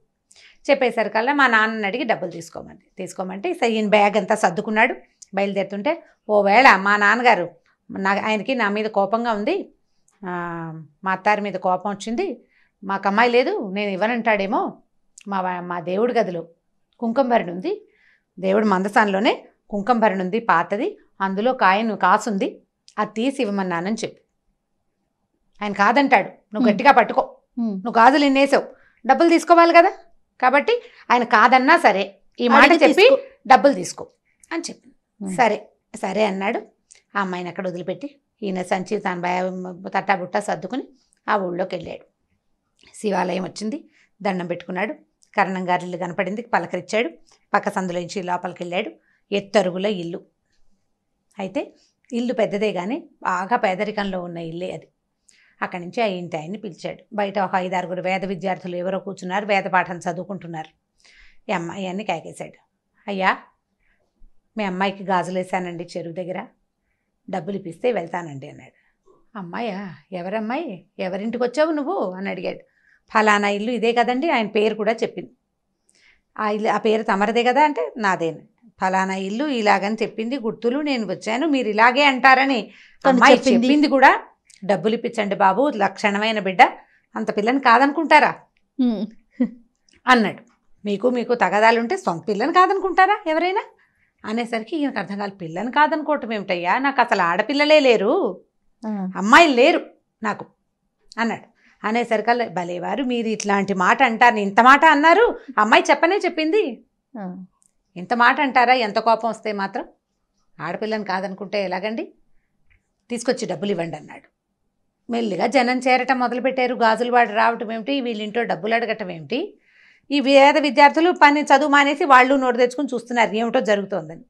పల్లెటూరు కదా, కాస్త గట్టిగా మాటలు దొరలేసరికి 4 ఏళ్ళ వాళ్ళు చేరతారు, ఒక్కొక్కళ్ళు వింటున్నారు ఏమిటో సంభాషణ జరుగుతుందని. ఈయన అవునంటాడు, కాదంటాడు, అతను అవునంటాడు. ఇక విసుగొచ్చి ఏమన్నాడంటే, అయ్యా అమ్మాయి చెప్పింది, మీ ఇంట్లో పూజా మందసంలో కుంకుమభరణ పాతది ఉందిట, అది తెరిచి చూడు, అందులో కాసు ఉంటుందని చెప్పింది అమ్మాయి, ఆ కాసైనా తెచ్చి నాకు ఇవ్వండి. నేను వద్ద పోనీలేమా, ఆడపిల్లవి, నీకు గాజులేసాను, మీ నాన్నకి ఇష్టం లేకపోతే పోనీలేమన్నాను, కాదు గాజులకు నువ్వు డబ్బులు తీసుకోవాల్సిందేనని చెప్పింది, బంగారం లాంటి బిడ్డ, నువ్వేం తండ్రివయ్యా, పట్టుకురా ఆ కాసు తెచ్చివి నాకు, ఆ అమ్మాయి నన్ను తెచ్చుకోమంది అన్నాడు. ఈయన తెల్లబోయాడు, మా ఇంట్లో దేవతా మందిరంలో అసలు కుంకుమభరణి ఉండటం ఏమిటి, మా ఇంట్లో కుంకుమ భరణ లేదన్నాడు. ఆ భరణ ఏం లేదు మా మందసంలో. చెప్పింది చూడవయ్యా అనేసరికి సరే అందరూ అదేమిటి ఎందుకు చెప్తున్నాడు దుర్గాదాస్ ఈ ఊళ్ళలో తిరిగేవాడే చూడు అనేసి అన్నారు. చూడమన్నారు. దేవతా మండపంలోకి మందసం దగ్గరికి వెళ్ళాడు. అయితే వాళ్ళ అమ్మగారు ఆయన తల్లి, ఈయనే కొంచెం పెద్దవాడు, ఓ 50 ఏళ్ళ పైనున్న ఆయన. ఆవిడ కడు వృద్ధురాలు, ఇంట్లో ఉంది పెద్ద ఆవిడ. ఆవిడకి జ్ఞాపకం వచ్చింది లీలగా. ఒక పాత కుంకుమ భరిణ వాళ్ళ దేవతా మందసంలో ఒక పక్కన చిన్న మీట లాంటిది, అది నొక్కితే అక్కడ ఒక కుంకుమ భరణలు అవి పెట్టుకునే. ఎందుకంటే పాత రోజుల్లో బీరువాలు అవి ఉండేవి కాదు కదా. ఈ దేవతా మందిరాల్లో, తర్వాత ఏమో పందిరి మంచాల లోపల అట్లా చిన్నవి అల్మర్లు ఉండేవి వస్తువులు దాచుకోవడానికి. దొంగల భయాలు అవి ఉండేవి కదా. అయ్యా మన దగ్గర ఈ మీట నొక్కితే ఇది తెరవబడుతుంది అని చెప్పి తీరా తెరిస్తే కుంకుమ భరణ బయటకు వచ్చింది. ఆయన చాలా ఆశ్చర్యపోయాడు. ఈ అమ్మాయి ఎవరు, ఈ గాజులు వాడేమిటి, మన ఇంట్లో ఉన్న మందసం ఇన్ని సంవత్సరాలు వచ్చింది, ఇంత వయసు వస్తే ఇందులో ఇలాంటిది ఉందని నాకు తెలియకుండా ఎవరో పిల్లకి రోడ్డు మీద ఎక్కడో దారిలో కనపడ్డ పిల్లకి తెలియటం ఏమిటి, మా అమ్మకి తెలిసిన సంగతి. ఆయనకి లోపల నుంచి ఒక ఉద్వేగం వస్తుందన్నమాట, ఎట్లా ఇది బయటికి తెలిసింది అని. ఆయన ఏం చేశాడు, కుంకుమ భరణలో చేయి పెట్టాడు. కాసు తగిలింది. కాసు ఇట్లా తీసాడు బయటికి. ఇంకో కాసు కనపడుతోంది. ఇది ఎడం చేతిలో పెట్టుకున్నాడు. ఆ కనపడిన రెండో కాసుని తీస్తున్నాడు. తీస్తుంటే ఇంకో కాసు కనపడుతోంది కింద. ఆ చేతిలో పెట్టుకున్నాడు. మళ్ళీ తీసాడు. తీస్తూ ఉంటే ఒక్కో కాసు బయటికి వస్తూనే ఉంది. ఆయన ఈ పట్టుకున్నవాడు అట్లా కూలబడిపోయాడు. వాళ్ళ అమ్మ, భార్య, ఇంత పిల్లవాడు, మగపిల్లలు ఉన్నారు ఆయనకి, ఆడపిల్లలు లేరు.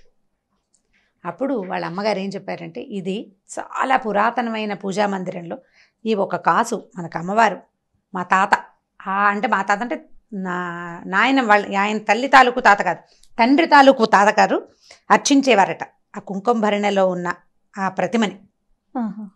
తర్వాత కాలంలో అర్చన మానేశారు. అది అలా లోపల ఉండిపోయింది. ఈ కాసులు పట్టుకునేసరికల్లా ఈయనకి ఉద్వేగం తట్టుకోలేక దుఃఖం వస్తుంది.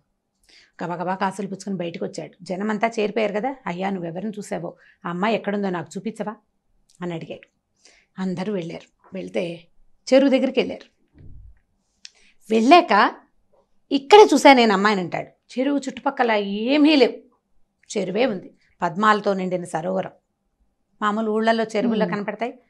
అయితే ఈయన, అయ్యా నేను ఇక్కడే చూశానండి, ఆ అమ్మాయి ఎటు వెళ్ళిందో, పాదాలు ముద్రలు కూడా ఏమీ కనిపించట్లేదు, చెరువు వైపు నడిచినట్టే కనపడుతున్నాయి కాలి గుర్తులు, బయటకు వచ్చినట్టుగా ఏవీ లేవు. మామూలుగా బురద ఉంటుంది చెరువు ఒడ్డున, బురద ఉంటుందిగా, చెరువులోకి ఎలా వెళ్తారు ఎవరైనా, వెళ్ళి ఉండాలి కదా. అక్కడి నుంచి జనం అందరికీ అర్థమవుతుంది ఇక్కడ ఏదో ఒక మహత్తరమైన సంఘటన జరగబోతోందని.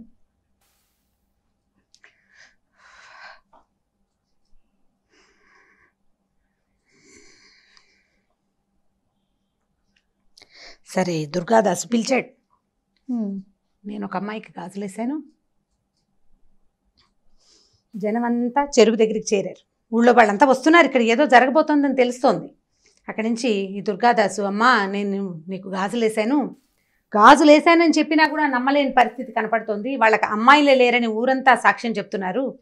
నేను ఏ తల్లికైతే గాజులేసాను ఆమె ఇక్కడ కనపడితే కానీ ఇప్పుడు నమ్మరు. ఈ విషయం నేను ఎట్లా చెప్పానో కూడా నాకు తెలియటం లేదు అని చెప్పి గట్టిగా ఎలుగెత్తి దుర్గా దుర్గా అని పిలిస్తే చెరువులో నుంచి 2 చేతులు వచ్చినాయి పైకి. రెండు చేతులకి ఎరుపు, పసుపు, ఆకుపచ్చ గాజులు ఫుల్గా ఉన్నాయట చేతుల నిండా. ఈ పైకి వచ్చిన చేతుల్ని ఆ ఊరంతా చూసింది. వాళ్ళు ఏమనుకున్నారంటే ఒక శక్తి ఒక బ్రాహ్మడి ఇంట్లో 100 సంవత్సరాల పైగా నిక్షిప్తం అయిపోయి లోపల ఉండిపోయిన శక్తి నన్ను పూజించే సమయం వచ్చింది అని బయటికి రావడానికి ఆమె చేసిన ప్రయత్నం ఏంటంటే ఒక గాజులు అతని పూర్వజన్మ పుణ్యం, అతను చేసుకున్న పుణ్యం అంటే ఈ కథలో ఉన్న శక్తి అలాంటిదన్నమాట. అంటే భగవంతుడు తనని తను ప్రకటితం చేసుకోవాలంటే ఎలాగైనా చేయొచ్చు, శక్తి అది. ఇప్పుడు దేవుడు అంటే మగవాడే కాదు కదా, మగవాడికి మూలం తల్లి. ఆమె తనకి తాను బయటికి రావాలని గనక ప్రకృతి భావిస్తే ఈ రకంగా ఎవరికైనా ప్రత్యక్షం కావచ్చు. దానికి ఋషీశ్వరులు మునీశ్వరులు వాళ్ళే కావక్కర్లేదు, యజ్ఞయాగాదులు చేయనవసరం లేదు. ఏమక్కర్ల. ఏ కుటుంబంలో అయితే ఆమె ఆనుచానంగా సంవత్సరాల తరబడి పూజలు అందుకుని తర్వాత కొంత గ్యాప్ తర్వాత మళ్ళీ వాళ్ళకి కనపడాలని అనుకుని దానికి ఈ గాజులతన్ని వ్యాజంగా చేసుకుంది. అతను ప్రత్యక్షంగా ఆమెను చూశాడు. చూశాడు పట్టుకుని గాజులు వేశాడు చేతికి. ఎందుకంటే ఆయన అందరి ప్రతి అమ్మాయిని ఆయన దుర్గగానే భావించేవాడు. అమ్మవారికే గాజులు వేస్తున్నంత భక్తి ప్రపత్తులతోటే గాజులు వేశాడు. ఒకవేళ డబ్బు ఇవ్వకపోతే పోనీ అనుకునేవాడట. ఎవరు ఇవ్వగలిగిన తల్లి దగ్గర తీసుకుని, ఏ పిల్లైనా ఆడబిడ్డకి చేతులకి గాజులు ఉండాలి కదా, ఎవరికైనా చేతికి గాజులు ఉండాలి. ముత్తైదు పిల్లకి గాజులు లేకపోతే ఎట్లా? ఇవ్వగలిగిన వాడు ఇస్తాడు. ఇవాళ ఇవ్వకపోతే వచ్చే సంవత్సరం ఏ ఒడిలో మినుములో పెసలో ఇస్తారని వేసేవాడట. అతని దగ్గరున్న ఆ లక్షణానికి మెచ్చి ఆమె స్వయంగా అతని దగ్గరకు వచ్చి గాజులు వేయించుకుని అక్కడికి వెళ్ళి తీసుకోమని. ఇప్పుడు ఎవరైతే పూజ చేయాలో వాళ్ళు ఆమెను చూడలేకపోయారు. చూడండి, చిత్రమైన సంగతి కదా. ఈ చెరువులోంచి చేతులు పైకి రావడం, ఆ చేతుల నిండా ఉన్న గాజులు ఉంగరాలు దగదగాయమానంగా ఉన్న ఆ చేతులు ఆ ఊరంతా చూసింది. స్పృహ తప్పి పడిపోయాడట దుర్గాదాసు. ఆ తర్వాత ఈ కథ అట్లా నడిచింది. మళ్ళీ వాళ్ళ ఇంట్లో మళ్ళా లలితా పూజ అందుకుంది. వాళ్ళకి ఐశ్వర్యం వచ్చింది. వాళ్ళు చాలా పేదవారు అయిపోయారు ఆ కుటుంబం వాళ్ళు. ఆ తర్వాత మళ్ళీ అక్కడ బాగా వాళ్ళకి అన్ని రకాల సంపదలు వృద్ధి పొందినాయి. అయితే ఇది ఎవరో ఒక కుటుంబం గురించి చెప్పించిన కథ కూడా అయ్యి ఉండాలి. నేను చదివాను కానీ ఆ రాసిన వారి మహానుభావులు వారి పేరేమిటో నేను నాకు జ్ఞాపకం పెట్టుకోలేకపోయాను. చిన్నతనము మొదటిది, ఆ రోజుకి ఆ ధ్యాస లేకపోవటం. ఏదో పత్రికలో వచ్చింది చదివాను. మళ్ళీ తలుచుకుంటూ ఉంటే నాకు అది చాలా ఉద్వేగభరితంగా అనిపించింది. ఇది నా జీవితంలో చదివిన అత్యద్భుతమైన అతి తక్కువ కొన్ని కథల్లో ఇదొక కథ. ఎవరికైనా ఈ రైటర్ తెలుసుంటే ఆ రైటర్ పేరు వారెవరో మహానుభావులు నాకు తెలియజేస్తే వాళ్ళకి బాగా రుణపడి ఉంటాను నేను. ఎందుకంటే ఇప్పుడు నేను ఎంతమందికి చెప్పుంటానో, చెప్పిన ప్రతిసారి ఇదే ఉద్వేగం, ఇదే ఆనందం కలుగుతుంది జయ నాకు. ఎందుకంటే భగవంతుని మనం తెలుసుకోవటం ఒక రకం. మనం మామూలుగా చెప్తాం దేవుడు ప్రతి చోట ఉండలేక తల్లి రూపంలో జన్మించాడు, అందుకని ఆయన తల్లే దేవుడుగా మనకి ప్రతి విషయానికి వస్తుందని. కొంతకాలం మన అమ్మ మనకి దేవుడు, తర్వాత మనం దేవుళ్ళం అవుతాం మన పిల్లలకి. ప్రతి స్త్రీ కూడా దేవస్వరూపమే.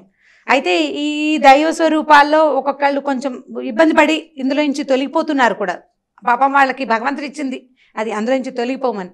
కానీ ఎవరైనా సరే ఇలా ఉండవలసిందే. ఇలాంటి దాన్ని మనకి కలిగించింది ఒక శక్తి ఏదో ఉంది కదా. ఆ శక్తిని గురించి మనం ఇట్లాంటి కథలు తెలుసుకుంటే మనం ఈ దేవుడు లేడు, ఇలాంటిది ఏదీ లేదు, ఇలాంటి భావన నుంచి బయటపడిపోతామని అనిపిస్తుంది. కానీ మామ్ స్టార్ట్ చేసిన డే 1 నుంచి మన ఇద్దరం ఎన్నో వీడియోస్ చేసాం రామ్ గారు. ఫస్ట్ టైం నేను మిమ్మల్ని చూశాను. ఒక స్టోరీ మధ్యలో మీరు ఆగిపోయి మళ్ళీ రీస్టార్ట్ చేయటం అనేది ఇది బహుశా ఫస్ట్ వీడియో అనుకుంటాను. ఈ కథలో ఉంది కదా జయ, ఈ కంటెంట్లోనే అలాంటిది ఉంది. ఎంత చిన్న మామూలు వాడికి, మామూలు మనిషికి, మామూలు వ్యాపారస్తుడికి దేవి సాక్షాత్కారం జరగటం అనేది చాలా అత్యద్భుతమైన సంగతి. ఇలాంటివి ఇంకొక 2 కథలనైతే నాకు చాలా ఇష్టమైన కథలు. ఈ కథ నాకు చాలా ఎంత హాట్ ఫేవరెట్ అంటే, దీనంత ఇష్టమైన కథ నిద్రలో కూడా నేను తలుచుకునే కథ ఇంకొకటి లేదు. చాలా అత్యద్భుతమైన కథగా తోస్తుంది ఎవరో మహానుభావులు. అయితే నేను ఒక అమ్మాయికి ఈ కథ చెప్తే తను నెట్లో ఇంగ్లీష్లో ఈ కథ చదివాను, బ్యాంగిల్ సెల్లర్ అని ఈ కథ చదివానని చెప్పింది తను నాకు. కానీ తన కూడా ఆథర్ ఎవరో తెలియదు. ఓకే, అంటే ఈ ఎక్సైట్మెంట్ తనకి కలగల కథ చదివితే. నేను చెప్పినప్పుడు వచ్చింది ఆ అమ్మాయికి, ఆ ఇంగ్లీష్లో కథ చదివితే ఇలాంటిది అమ్మవారి చేతిలో వచ్చినాయని రాశాడు, గాడెస్ కనపడిందని రాశాడు అని చెప్పింది అనమాట. బట్ నేను ఇంటర్నెట్లో సెర్చ్ చేశాను కానీ నేనేం సాధించలేకపోయాను ఆ కథను. అంటే సరిగ్గా మనం అడగాలి కదా ఈ స్టోరీ అని, రైటర్ పేరు ఏదైనా స్టోరీ పేరు చెప్పాలి. నేను 2 చెప్పలేకపోయాను, దాంతో నేను తెలుసుకోలేకపోయాను. ఈ కథ తెలుసుకోండి అమ్మా, పిల్లలకి వీలైతే కథ చెప్పగలిగితే దీన్ని బ్రీఫ్ చేసుకుని చెప్పండి మొదటిది. తర్వాత ఎవరికైనా ఈ రైటర్ పేరు కనుక తెలిస్తే, అంటే ఇది డీటెయిలింగ్ మారిపోయింది, నా భక్తి కూడా తోడైంది కదా, నాకు కూడా అమ్మవారి మీద ఉన్న భక్తి దీనికి తోడైంది. అందుకని కథలో కొంత డీటెయిల్స్ మారిన, ఫ్రేమ్ మాత్రం ఇదే కథ. రైట్. అమ్మవార్లకి సంబంధించిన కథలు గతంలో మనం కొన్ని మాట్లాడుకున్నాము, ఈ మధ్య ఎక్కువగా మనం చేయలేదు కదా, అందులో మనం సిరీస్లోకి వెళ్ళాం కదా. సో ఏదైనా ఒక అమ్మవారి కథ చెప్పుకుందామండి. దేవి భాగవతం నుంచి ఒక కథ చెప్తాం. మామూలుగా మనం ఎట్లా చెప్పుకుంటాం, పూజ ఒక విధానం ప్రకారం చేయాలి. ఆ విధి విధానాలని పాటిస్తేనే అమ్మవారి అనుగ్రహం లేదా అయ్యవారి అనుగ్రహం కలుగుతుంది. ఏ విధానము తెలియని వాడిని కూడా అమ్మవారు అనుగ్రహిస్తుంది అని చెప్పే కథల్లో ఈ భాగవతంలో మనకి చాలా కథలు కనిపిస్తాయి. నా ఫేవరెట్ కథ ఇది సుదర్శనుడి కథ. ఈ సుదర్శనుడు అంటే ఒక రాజుగారి అబ్బాయి. ఇతను ఈ రాజుగారి అబ్బాయి అంటే మామూలుగా రాజరికపులో వ్యవస్థలోనే ఇప్పటి రాజులు కాదు కదా, పాతకాలపు రాజులు, సూర్యవంశం చంద్రవంశానికి చెందిన రాజులు చాలా పూజా విధానాల్లో ఉండేవాళ్ళు. అంటే వీళ్ళ తప్పనిసరిగా సంధ్యావందనం చేయాలి, రాజు తప్పకుండా నిత్యాగ్నిహోత్రిగా ఉండాలి, ఎక్కడికి వెళ్ళినా తప్పకుండా సంధ్యావందనం విధి చేసి తీరాలి. ఇది కృతయుగం నాటి కథే, ఎప్పటిదో చాలా పాత కథ అనుకుందాం. అయితే అంత పాత కథ అయినా కూడా అప్పుడు కూడా ఏ విధానము తెలియని వాళ్ళని అమ్మవారు అనుగ్రహిస్తుంది, భగవద్ అనుగ్రహం వాడికి దొరుకుతుంది అని చెప్పడం కోసమే ఈ కథ చెప్పబడింది అనమాట. అయోధ్య నగరానికి ధృతసంధి అనే ఒక రాజుగారు ఉండేవారు. ఈ అయోధ్య నగరపు రాజులకి అప్పుడు వివాహాలు, రాజులకు 2 పెళ్ళిళ్ళు 3 పెళ్ళిళ్ళు అవ్వడం చాలా సహజమైన సంగతి, పెద్ద విచిత్రం ఏం కాదు. ఈయనకి 2 భార్యలు ఉండేవారు.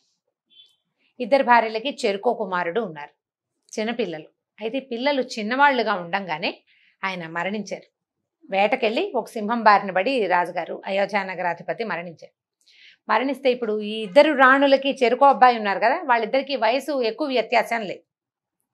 కానీ సాధారణంగా లోకసహజంగా పెద్దరాణి కుమారుడే రాజు అవటం సహజమైన సంగతి. పెద్దరాణి కుమారుడు జ్యేష్ఠుడు. పెద్దరాణి గారి పట్టపురాణి అయిన మనోరమాదేవికి ఓ కొడుకు సుదర్శనుడు, అతని పేరు. 4-5 సంవత్సరాల చిన్నపిల్లాడు, మెతకవాడు పిల్లాడు, మందకొడిగా ఉండేవాడు. బాగా మాటలు రాల. మనం ఇప్పుడు కూడా అట్లా పిల్లలు కనిపిస్తారు, 4 ఏళ్ళు వచ్చినా మాటలు రావు, ఎప్పటికో వస్తాయి. అయితే 2వ రాణి గారికి లీలావతీదేవికి కొడుకున్నాడు. వాడు మంచి చురుకైన పిల్లవాడు. ఒక 15-20 రోజుల వ్యత్యాసం ఉంది 2 అబ్బాయిలకి. కానీ జ్యేష్ఠుడే కదా, 10 రోజులు పెద్దవాడైనా పెద్దవాడే. అయితే ఏమైంది, రాజుగారు మరణించంగానే అప్పట్లో పద్ధతి ఏమిటి, రాజుగారు కనుక మరణిస్తే ఆ ఉత్తర క్రియలు అవి చేశాక పెద్ద కుమారుడు ఎవరైతే వాళ్ళని శాస్త్రోక్తంగా రాజుని చేసి మిగిలిన కథని మంత్రులు, సైన్యాధిపతులు, రాజ్యాంగమే నడిచిపోతూ ఉంటుంది. పిల్లాడికి కొంచెం బాగా వ్యక్తత వచ్చాక కాస్త విద్యాబుద్ధులు అవి నేర్పించి పూర్తి రాజరికాన్ని అబ్బాయి చేతిలో ఎప్పటికో పెట్టేవాడు. ఇప్పుడు ఈ ఇద్దరిలో ఎవరో ఒకరిని రాజుని చెయ్యాలి శాస్త్రానికి రాజు అయినా ఈ పెద్ద పిల్లాడికి మాటామంతి ఏమీ లేదు, ఊరికే ఒక అందాల బొమ్మ, మాటలు రాలా, చురుకైన వాడు కాదు, ఎవరైనా చూసి పలకరించడాలు అవి కూడా తెలీదు, మందకొడి పిల్లవాడు, మేధకుడు. అయితే ఏమైంది, ఈ 2 రాణుల తండ్రులు రంగంలోకి దిగారు. మా మనవడు జ్యేష్ఠుడు కాబట్టి మా వాడినే ఎక్కించాలని మనోరమాదేవి తండ్రి. జ్యేష్ఠుడైనా వీడికి మాటామంతి లేదు, చురుకైన వాడు కాదు కాబట్టి నా పెద్ద వ్యత్యాసం లేదు కాబట్టి మా మనవడిని ఎక్కించాలని 2వ భార్య లీలావతి తండ్రి అయినటువంటి యుధాజిత్తు ఇద్దరు దిగారు రంగంలోకి. దిగేసరికల్లా మామగారులు 2 ఫైటింగ్కి పూనుకున్నారు. మా మనవడి రాజు అంటే ఎందుకంటే ఇప్పుడు ఈ రాజ్యంలో మనవడిని గనక ప్రతిష్ఠిస్తే రాజ్యం వాళ్ళ హస్తగతంగా ఉంటుంది, వాళ్ళ కథే నడుస్తుంది. అక్కడ 2 యుద్ధం చేశారు. యుద్ధంలో ఈ పెద్దరాణి గారి తండ్రి మరణించాడు, చిన్నరాణి గారి తండ్రి గెలుపొందాడు. ఆయన కొంచెం మంచి సాహసికుడు. ఎప్పుడైతే ఈ తండ్రి మరణించాడన్న ఈ వార్త తెలియంగానే ఆవిడ భయపడిపోయింది. ఇంకేముంది, పిల్లాన్ని చంపేస్తారు, భర్త లేడు, తండ్రి లేడు, పిల్లవాడేమో మేధకుడు.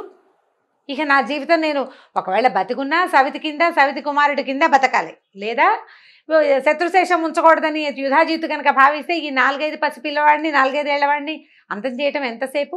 ఆవిడ భయపడిపోయింది, పారిపోవాలనుకుని ముందు యుద్ధంలో చనిపోయిన తండ్రికి ఉత్తర క్రియలు చేయాలి కదా, దానికోసమని చిన్న రాణిని అడిగింది. మా నాన్న చనిపోయాడు కదా, నేను ఉత్తర క్రియలు చేసుకుంటానని అడిగితే సరే ఒప్పుకుంది ఆవిడ. వాళ్ళిద్దరికి పెద్ద మాత్సర్యం ఏమీ లేదు, నాన్న లేదో యుద్ధం చేస్తున్నారు అంతే. ఈవిడికి రాజుగారికి ఒక స్నేహితుడు ఉన్నాడు, చనిపోయిన రాజుగారికి విదల్లుడు అతని పేరు, మంత్రి. ఆ మంత్రి ఈ మనోరమాదేవి రాజ్యం అంటే ఆవిడ పుట్టిన ఊర్లకి దగ్గరలో ఊళ్ళవాడనమాట. మన పుట్టింటికి సంబంధించిన వాడంటే మనకు ఒక స్నేహం ఉంటుంది సహజంగా. ఆ విదల్లుడిని పిలిచింది, మా నాన్నకు ఉత్తర క్రియలు చేద్దాము, ఈ పిల్లాడిని ఏం చేయాలి, నేనేం చేద్దామంటే అమ్మ పారిపోదామమ్మా అన్నాడు అతను.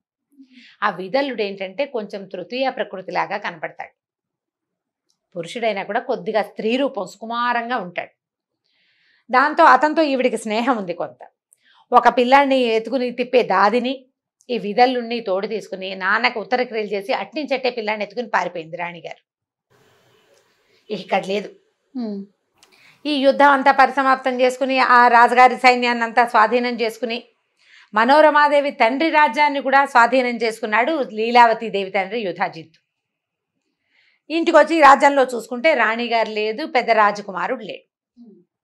ఏమైపోయారంటే ఉత్తర క్రియలు చేస్తానంటే వెళ్ళింది, పంపానన్నారు. ఉత్తర క్రియలు అయ్యేపోయినాయి. తర్వాత రాణిగారు పత్తాలేదు. ఇక వెతకటం మొదలుపెట్టారు. ఏంటంటే శత్రుశేషాన్ని ఉంచకూడదు. రాజ్యానికి రాజు కావలసిన వాడు ఒకడంటూ ఉంటే ప్రజలకి ఎప్పుడూ పెద్ద కుమారుడి మీద ఉంటుంది, అది తీసేయాలి. ఈయన ప్రయత్నం చేయటం మొదలుపెట్టాడు. ఈ పారిపోయిన ఈవిడ విదల్లుడు ధాత్రితో కలిసి ఎక్కడికో దిగంతాలకి పారిపోయి ఈ అయోధ్య నగరం నుంచి ఇంచుమించు కాశీ దాకా వెళ్ళిపోయింది ఆవిడ. వెళ్తే అక్కడ భరద్వాజ మహర్షి ఆశ్రమానికి చేరుకుంటే ఈ మేధకుడైన పిల్లవాడు ఒక దాసి ఒక కాస్త మెత్తగా కనపడే మంత్రితోటి తన దగ్గరకు వచ్చిన ఈ రాణిగారికి భరద్వాజ మహర్షి ఆశ్రయం ఇచ్చాడు. ఆశ్రమంలో ఉండమంటే అంత మహారాణి పాపం రాజుగారి పట్టపురాణి అంటే సింహాసనం మీద కూర్చోగలిగే ఆవిడ ఈ కుమారుణ్ణి బతికించుకోవడం కోసం ఇంకా ఆవిడ అక్కడ ఉండిపోయింది. రోజులు గడుస్తున్నాయి. యుధాజిత్తుకి ఇక తెలిసిపోయింది రాణిగారు ఇక్కడ ఉంది అని. ఆయన భరద్వాజ ఆశ్రమానికి మీదకి ఆశ్రమం మీదకి దండెత్తిరాల. అప్పట్లో ఋషి ఆశ్రమాలని దండెత్తటము, వాటిని ఏదైనా చేయటము అలాంటి ప్రక్రియలకి పూనుకునేవాళ్ళు కాదు.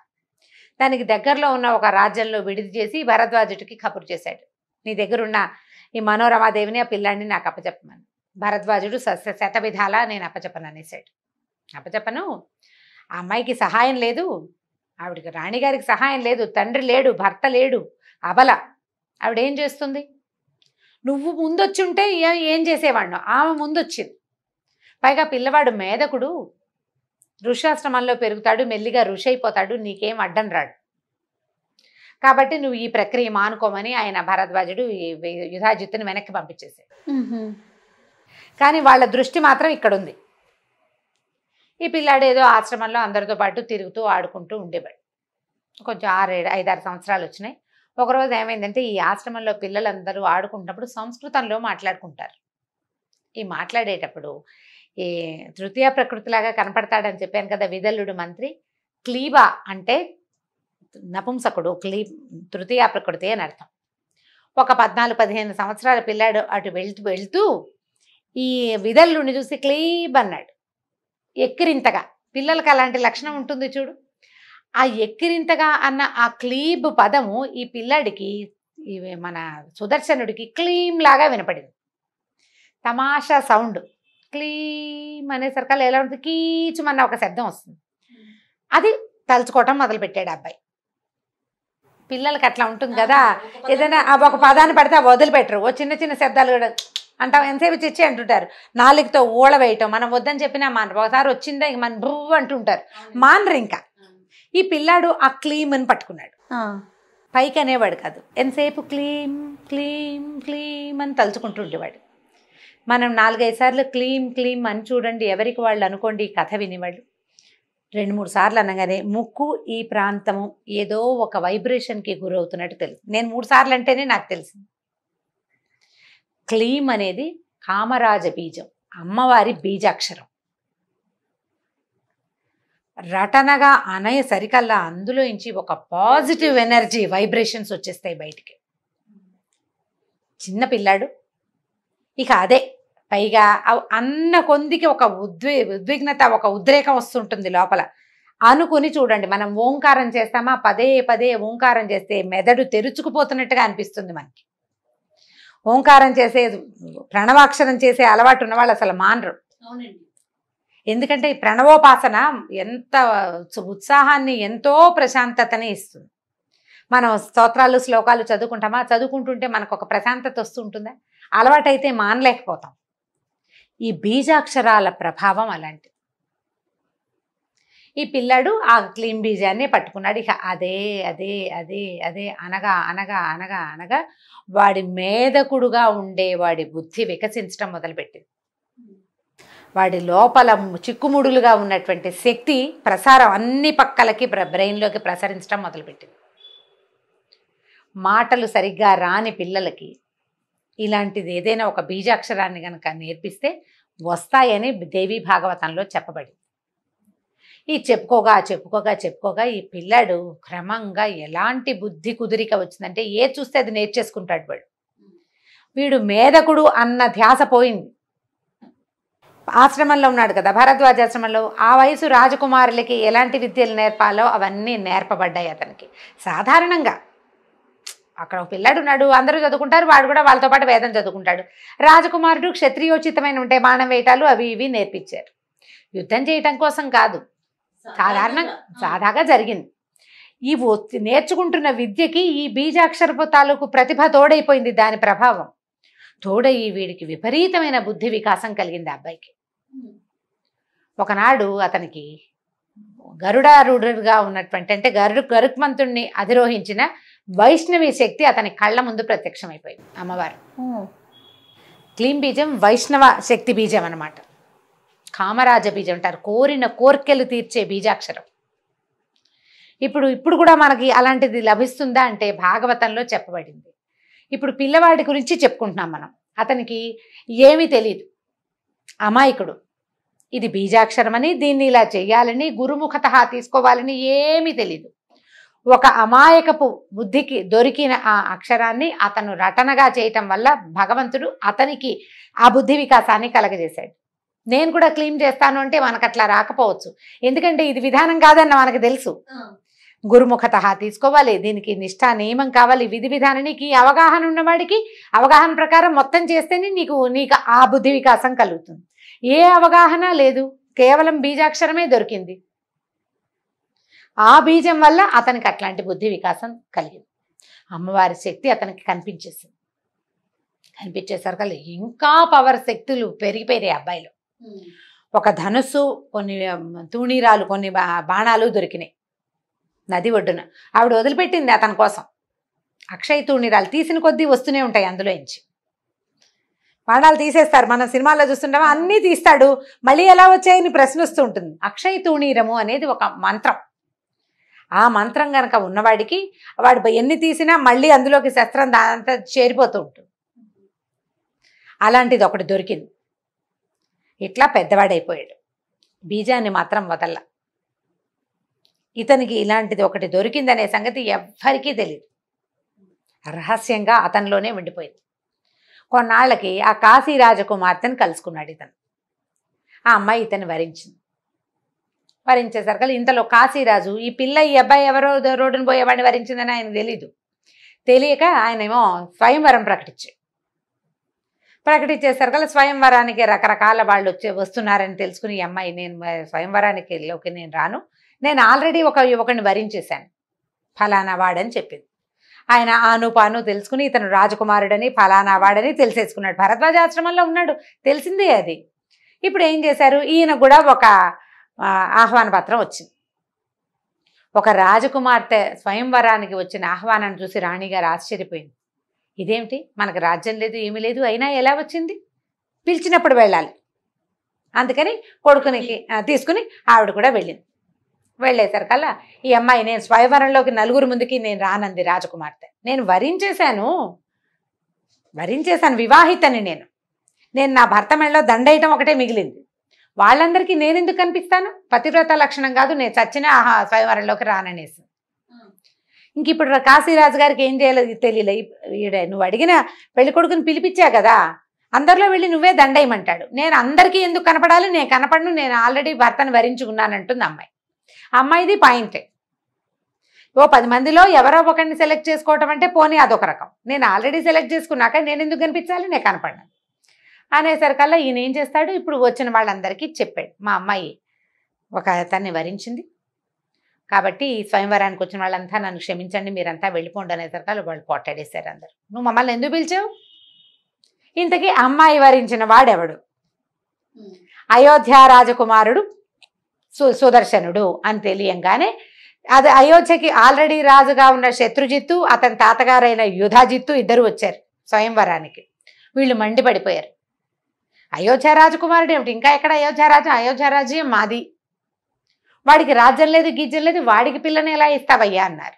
మా అమ్మాయి వరించిందండి, కన్యా వరైతే రూపం, కన్య వరించింది అంతేనన్నాడు ఈయన. వాళ్ళు ఒప్పుకోలే, వాడు అంతు చూస్తామన్నారు. ఇప్పుడు ఏం చేయాలి? కాశీరాజు దొరికేశాడు అందరికీ. ఇప్పుడు సరే ఈ డిస్కషన్ అంతా అయ్యాక అమ్మాయి ఏమందంటే, అట్లా కాదు నాన్న, మాకు రహస్యంగా పెళ్లి చేసేసి మమ్మల్ని పంపించేసి, ఏదైతే అదవుతుంది. నాకు కలలో అమ్మవారు కనపడింది, గంగానది తీరంలో కనపడే సుదర్శనుడు నీ భర్త, నేను నిర్ణయించానని చెప్పింది. అమ్మవారు నిర్ణయించిన పెళ్లిని కాదంటానికి నువ్వెవరు, వాళ్ళెవరు? నేను వరించిన దాన్నే నువ్వు కాదంటానికి నీకు హక్కు లేదు, వాళ్ళకి లేదు. అమ్మవారు నిర్ణయించింది కాదంటానికి ఎవరికైనా హక్కు ఉందా లోకంలో? ఆవిడే చూసుకుంటుంది. నాకు భర్త ఇతను అని చెప్పింది. నేను అతనితోటి కలిసి జీవిస్తాను కాబట్టే అమ్మ చెప్పింది. ఏదొచ్చినా ఆవిడే చూసుకుంటుంది నాన్న, నేను అమ్మవారినే నమ్ముతున్నాను.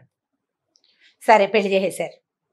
చేసేస్తే వీళ్ళ దారిని వీళ్ళకి మరి పెళ్లి చేశాక రాజకుమార్తె అనేసరికల్లా 100 ఏనుగులు, 1000 గుర్రాలు, 200 మంది దాసదాసి జనం, కొన్ని కోట్ల వజ్రాలు అవి ఇవి అంతా సమర్పించారు. సారిగా ఆశ్రమానికే పంపడానికి రెడీ అయ్యారు. అబ్బాయికి రాజ్యం లేదు మరి. సరే అన్ని సామాన్లు పుచ్చుకుని వీళ్ళు బయటికి వెళ్ళేసరికల్లా చాలా మంది రాజకుమారులు ఏమనుకున్నారంటే, పిల్లకి ఇష్టం లేదంటే దానికోసమే మనం పోట్టట్టం ఏమిటి, ఈ గోలంతా వద్దని చాలా మంది వెళ్ళిపోయారు. కానీ యుధాజిత్తు శత్రుజిత్తు మాత్రం ఇక్కడే ఉన్నారు. ఎందుకంటే వీడు తమ శత్రువు, వాడిని చంపి తీరాలని. వాళ్ళు కొంతమందిని ఆకట్టుకున్నారు. వాళ్ళకి క్లోజ్ ఫ్రెండ్స్ ఉంటారు కదా, గుంపు, ఆ ఉన్నవాళ్ళని ఉంచుకున్నారు. వాళ్ళు యుద్ధానికి పూనుకున్నారు. యుద్ధానికి పూనుకుంటే ఈ రథం ఎక్కి కనపడుతున్న కుర్రాడుని వీళ్ళు సామాన్యంగా మేధకుడుగా, బుద్ధి లేనివాడు అంటే మనసు వికసించని వాడిగా భావించిన వాడు తేరి ఇట్లా చూడ్డానికి కూడా వీళ్ళేనంత వెలిగిపోతున్నాడు. వాడి లోపల ఉన్న శక్తి ఎంత ప్రచండమైన శక్తి ఉంది లోపల, అది కనపడుతుంది కదా. ఈ కనపడుతోంది, బాణం తీసి వేస్తుంటే వాడు ఏం తీస్తున్నాడో ఏం వేస్తున్నాడో తెలియటం లేదు, పడిపోతున్నాయి శర పరంపర. మిగిలిన వాళ్ళంతా బాబు వీళ్ళ కోసం పెట్టుకోకూడదు మనం మొత్తం అంతా వెళ్ళిపోయారు. వీళ్ళిద్దరూ మాత్రం మిగిలారు. ఎప్పుడైతే వీళ్ళు ప్రత్యక్ష యుద్ధానికి పూనుకున్నారో అమ్మవారు వచ్చి ఆకాశ మార్గంలో నిలబడి చూస్తోందట పైనుంచి. దేవతలందరూ పైనుంచి చూస్తున్నారు. పరాశక్తి తన అనుగ్రహాన్ని ఒకడి మీద ప్రసరింపజేస్తే వాడిని వాడిని ఎలా ఈవిడ హ్యాండిల్ చేస్తుందో చూడాలనుకుంటున్నారు. అమ్మవారి అనుగ్రహం ఎట్లా ఉంటుంది అని ఆవిడ పైన నిలబడి చూస్తోంది. దేవతలంతా చూస్తున్నారు. యుద్ధం జరుగుతోంది. సడన్గా అమ్మవారి వైపు నుంచే 2 బాణాలు వచ్చి ఈ యుధాజిత్తుకి శత్రుజిత్తుకి తగిలినాయి. ఇతను యుద్ధం ఆపుతున్నాడు కానీ వాళ్ళని చంపే ఉద్దేశంలో లేడు. ఎందుకంటే అతను కోరుకోలేదు వీళ్ళని చంపైనా ఈ అమ్మాయిని తీసుకోవాలనుకోవటల్లా. చంపడం అసలు అతని ఉద్దేశం కానే కాదు, కేవలం యుద్ధం చేస్తున్నాడు అంతే. దాంతో వాళ్ళిద్దరూ పడిపోయారు. పడిపోగానే ఈ కాశీరాజు ఆ వచ్చిన సైనికులు అందరూ ఈ ఆకాశ మార్గంలో కనపడుతున్న అమ్మవారిని చూసేశారు. అందరూ ప్రత్యక్ష నేత్రంతో చూశారు. ఇక అసలు జయధ్వానాలు మిన్ను ముట్టిపోయినాయి. ఒక కుర్రాడు తల్లి తప్పిస్తే రెండో సహాయం లేకుండా ఇలా ఆశ్రమంలో తలదాచుకున్నవాడు ఇట్లాంటి శక్తిని ఇంతమందికి చూపించగలిగేంత మంత్రజపం చేశాడంటే అది సామాన్యమైన విషయం కాదు కదా. అందరూ వేణేళ్ళు పొగిడారట. పైనుంచి దేవదుందుబులు మోగినాయి, పుష్పవృష్టి కురిసింది అతని మీద. అప్పుడు ఈ కాశీరాజు కనపడిన పరాంబికకి దండం పెట్టాడమ్మా, ఇక్కడ వచ్చి నువ్వు చేసిన యుద్ధాన్ని ప్రత్యక్షంగా చూసాను, నీ నుంచి వచ్చిన బాణాలే వీళ్ళని సంహరించాయి, ఇదంతా నీ వల్లే జరిగింది, కాశీరాజ్యంలో సుస్థిరంగా ఉండిపో, నా దగ్గర నుంచి నన్ను వదిలిపెట్టి వెళ్ళొద్దమ్మా అని అడిగేటాయన. అడిగితే ఆవిడ కాశీరాజ్యంలో తను ఉండడానికి ఒప్పుకుంది. అమ్మవారు ఆనాడు చేసిన యుద్ధానికి ప్రతీకగానే అంబికా ఆలయం ఒకటి కాశీలో ఏర్పడిందట. ఇప్పుడు అయోధ్య నగరానికి రాజైన శత్రుంజయుడు మరణించాడు, తాత సపోర్టు పోయింది. ఇప్పుడు ఆ 2 నగరాలు ఎవరివి? గెలిచిన వాడిది. సుదర్శనుడు తన తల్లిని భార్యని తీసుకుని అయోధ్య నగరానికి బయలుదేరి అంబికని తనతోటి రమ్మని అడిగాడు. అయోధ్యలో కూడా నీ పీఠాన్ని ఏర్పరచు, నువ్వు నాతో పాటు ఉండమని. అప్పుడు ఇక్కడ అంబికా పీఠం ఏర్పడ్డాక ఇతనితో పాటు అమ్మవారు అయోధ్య నగరానికి కూడా వెళ్ళి అక్కడ కూడా అమ్మవారి పీఠం ఏర్పడింది. ఈ అయోధ్య కాశీ ఇవి 2 కూడా అమ్మవారి తాలూకు ప్రత్యక్ష నిదర్శనాలు. ఆమె అక్కడ నివసించింది అని చెప్పడానికి దేవి భాగవతమే సాక్ష్యం. ఇక్కడ అంబికాదేవిగా కదండి, అంబికే. కాశీలోనూ అంబికాదేవి, అయోధ్యలోనూ అంబికే. అంబికా రూపంతో వెలిసింది. ఆ తర్వాత సుదర్శనుడు తన రాజ్యానికి వెళ్ళిపోయాడు. తన తల్లి పినతల్లితో సహా భార్య శశికళతో కలిసి చాలా కాలం పాటు అయోధ్య నగరానికి రాజుగా ఉన్నాడు. చాలా గొప్ప పేరు తెచ్చుకున్నాడు. కామరాజ బీజం అంత పనిచేస్తుంది. అక్షరాన్ని సజావుగా పలకటం వల్ల దానికి ఉన్న శక్తి మనకి తోడుగా నిలుస్తుంది. అందుకని ఒత్తులు మానేయద్దు. హల్లులు పొల్లులు ఓకారాలు ఏవి ఎలా అనాలో అట్లా తప్పకుండా అనాలి. లాకి అలాకి తేడా తెలుసుకోవాలి. ఏ ఒత్తు ఎక్కడ పెట్టాలో అక్కడ ఖచ్చితంగా పెట్టాలి. విసర్గలు ఉన్న అక్షరాలని పదాలని విసర్గతోటే పలకాలి. సరిగ్గా పలికితే సరి అయిన శబ్దం కనుక ఆ అక్షరంలో నుంచి వస్తే దాని పవరు, దాని తాలూకు పాజిటివ్ ఎనర్జీ మనతో పాటు ఉంటుంది. దానికి తార్కాణమే ఈ కామరాజ బీజపు కథ, సుదర్శన శశికళుల కథ. ఈ సుదర్శనుడి కథ దేవి భాగవతంలోనే చెప్పబడింది. చక్కటి కథ, దసరా రోజుల్లో తలుచుకోవాల్సిందన్నమాట. అద్భుతం. చాలా చాలా చాలా అండి, చాలా బాగుంది కథ కూడాను. మీరు చెప్పినట్లుగా ఒత్తులు పొల్లులు ఎక్కడ పెట్టాలో అక్కడ పెట్టి పలకాలి.